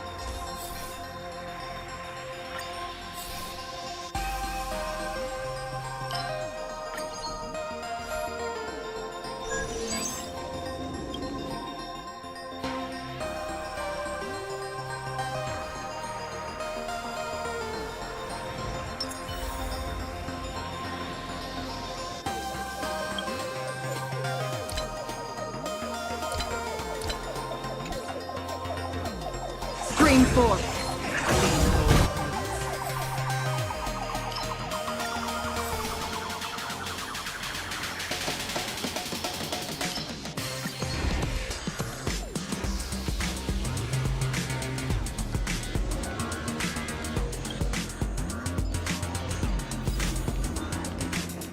Stream forth.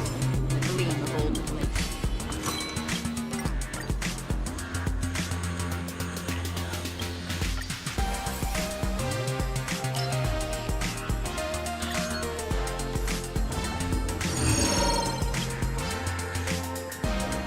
Stream forth. The gleam of old bliss.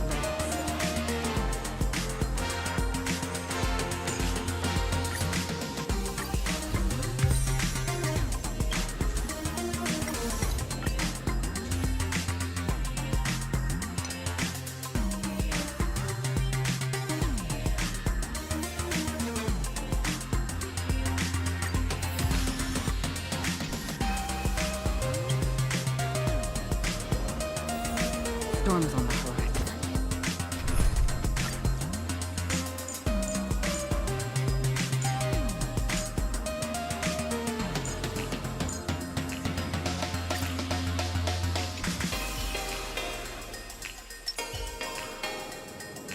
Upgrade configured. Burn away.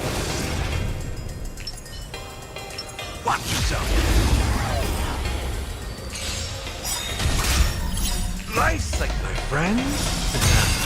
Indulge yourselves! Perhaps you still... Humanity never conceals its desire to control the heavens, and I'm no exception. You know who... This big diamond! It's all yours! Enemy data secure. Net marker festival. Time for a good old counterattack. Say,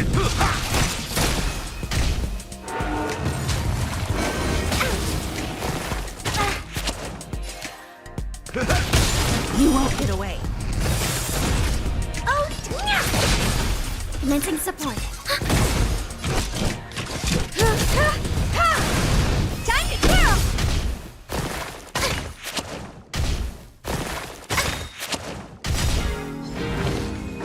Barely felt it.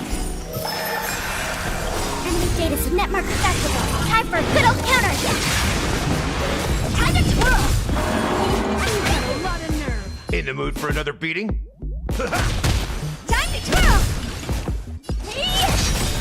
Enemy targets detected. You know who I am. This big diamond! It's all yours! I have something for you.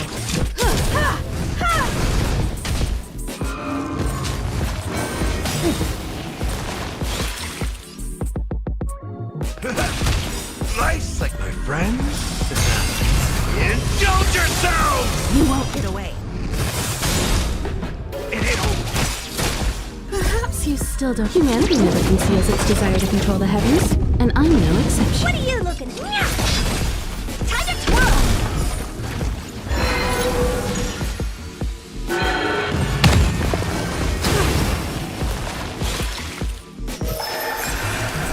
Commencing support. Time for an overhaul. Net marker festival. Time for a good old counterattack.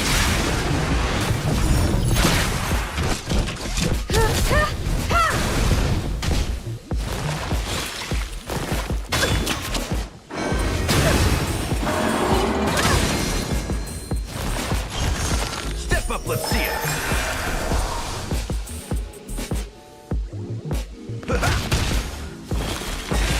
Honored to meet me. You won't get away. Time to twirl! Do you know who I... This big diamond! It's all yours!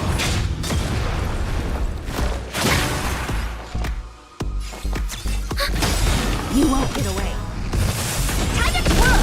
Enemy data secure. Net marker festival. Time for a good old counterattack. I have something for you. Perhaps you... Humanity never conceals its desire to control the heavens, and I'm no exception. Time to twirl! In the... What are you looking at?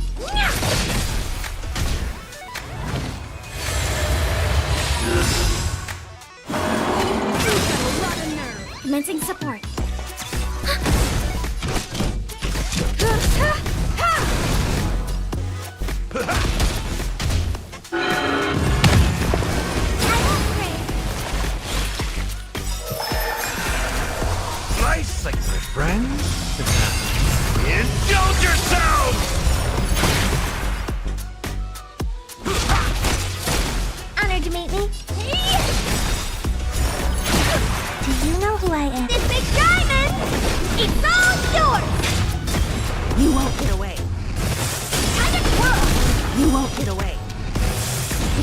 hand.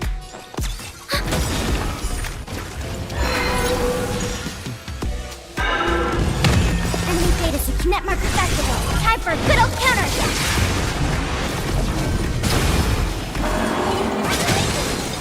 Perhaps humanity never conceals its desire to control the heavens, and I'm no exception.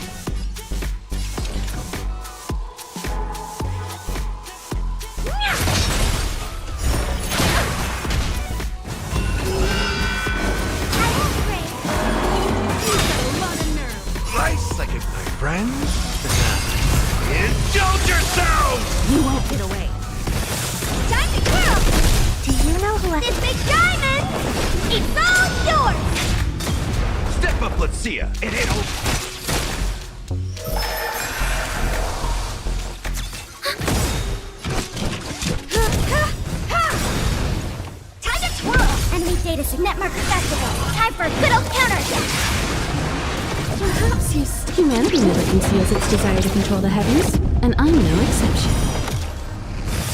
Oh, dear.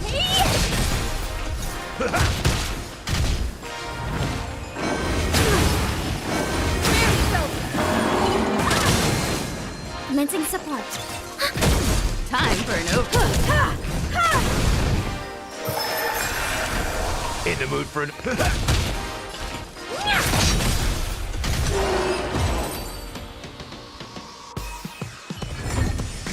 Everyone holding up okay?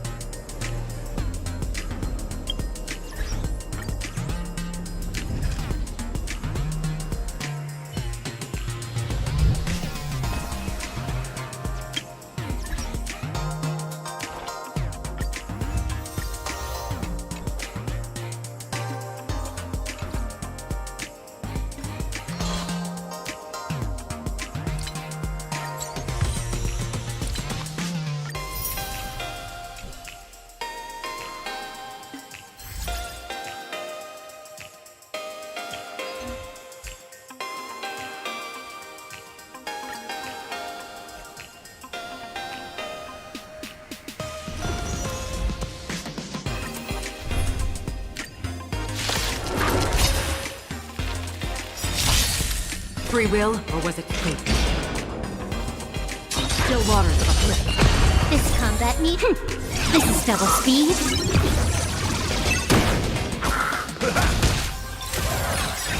Nice, like my friends. Indulge yourselves! Enemy data's net marker festival. Time for a good old counter. That's what you got.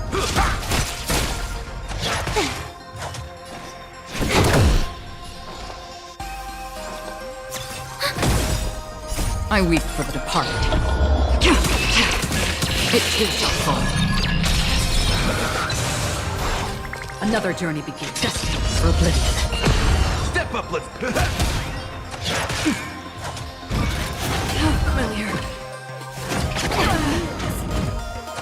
I like that confidence. Time for a buzz. Enemy data's net marker festival. Time for a good old counter.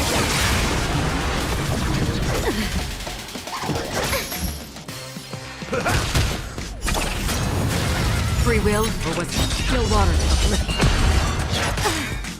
This combat. This is double speed.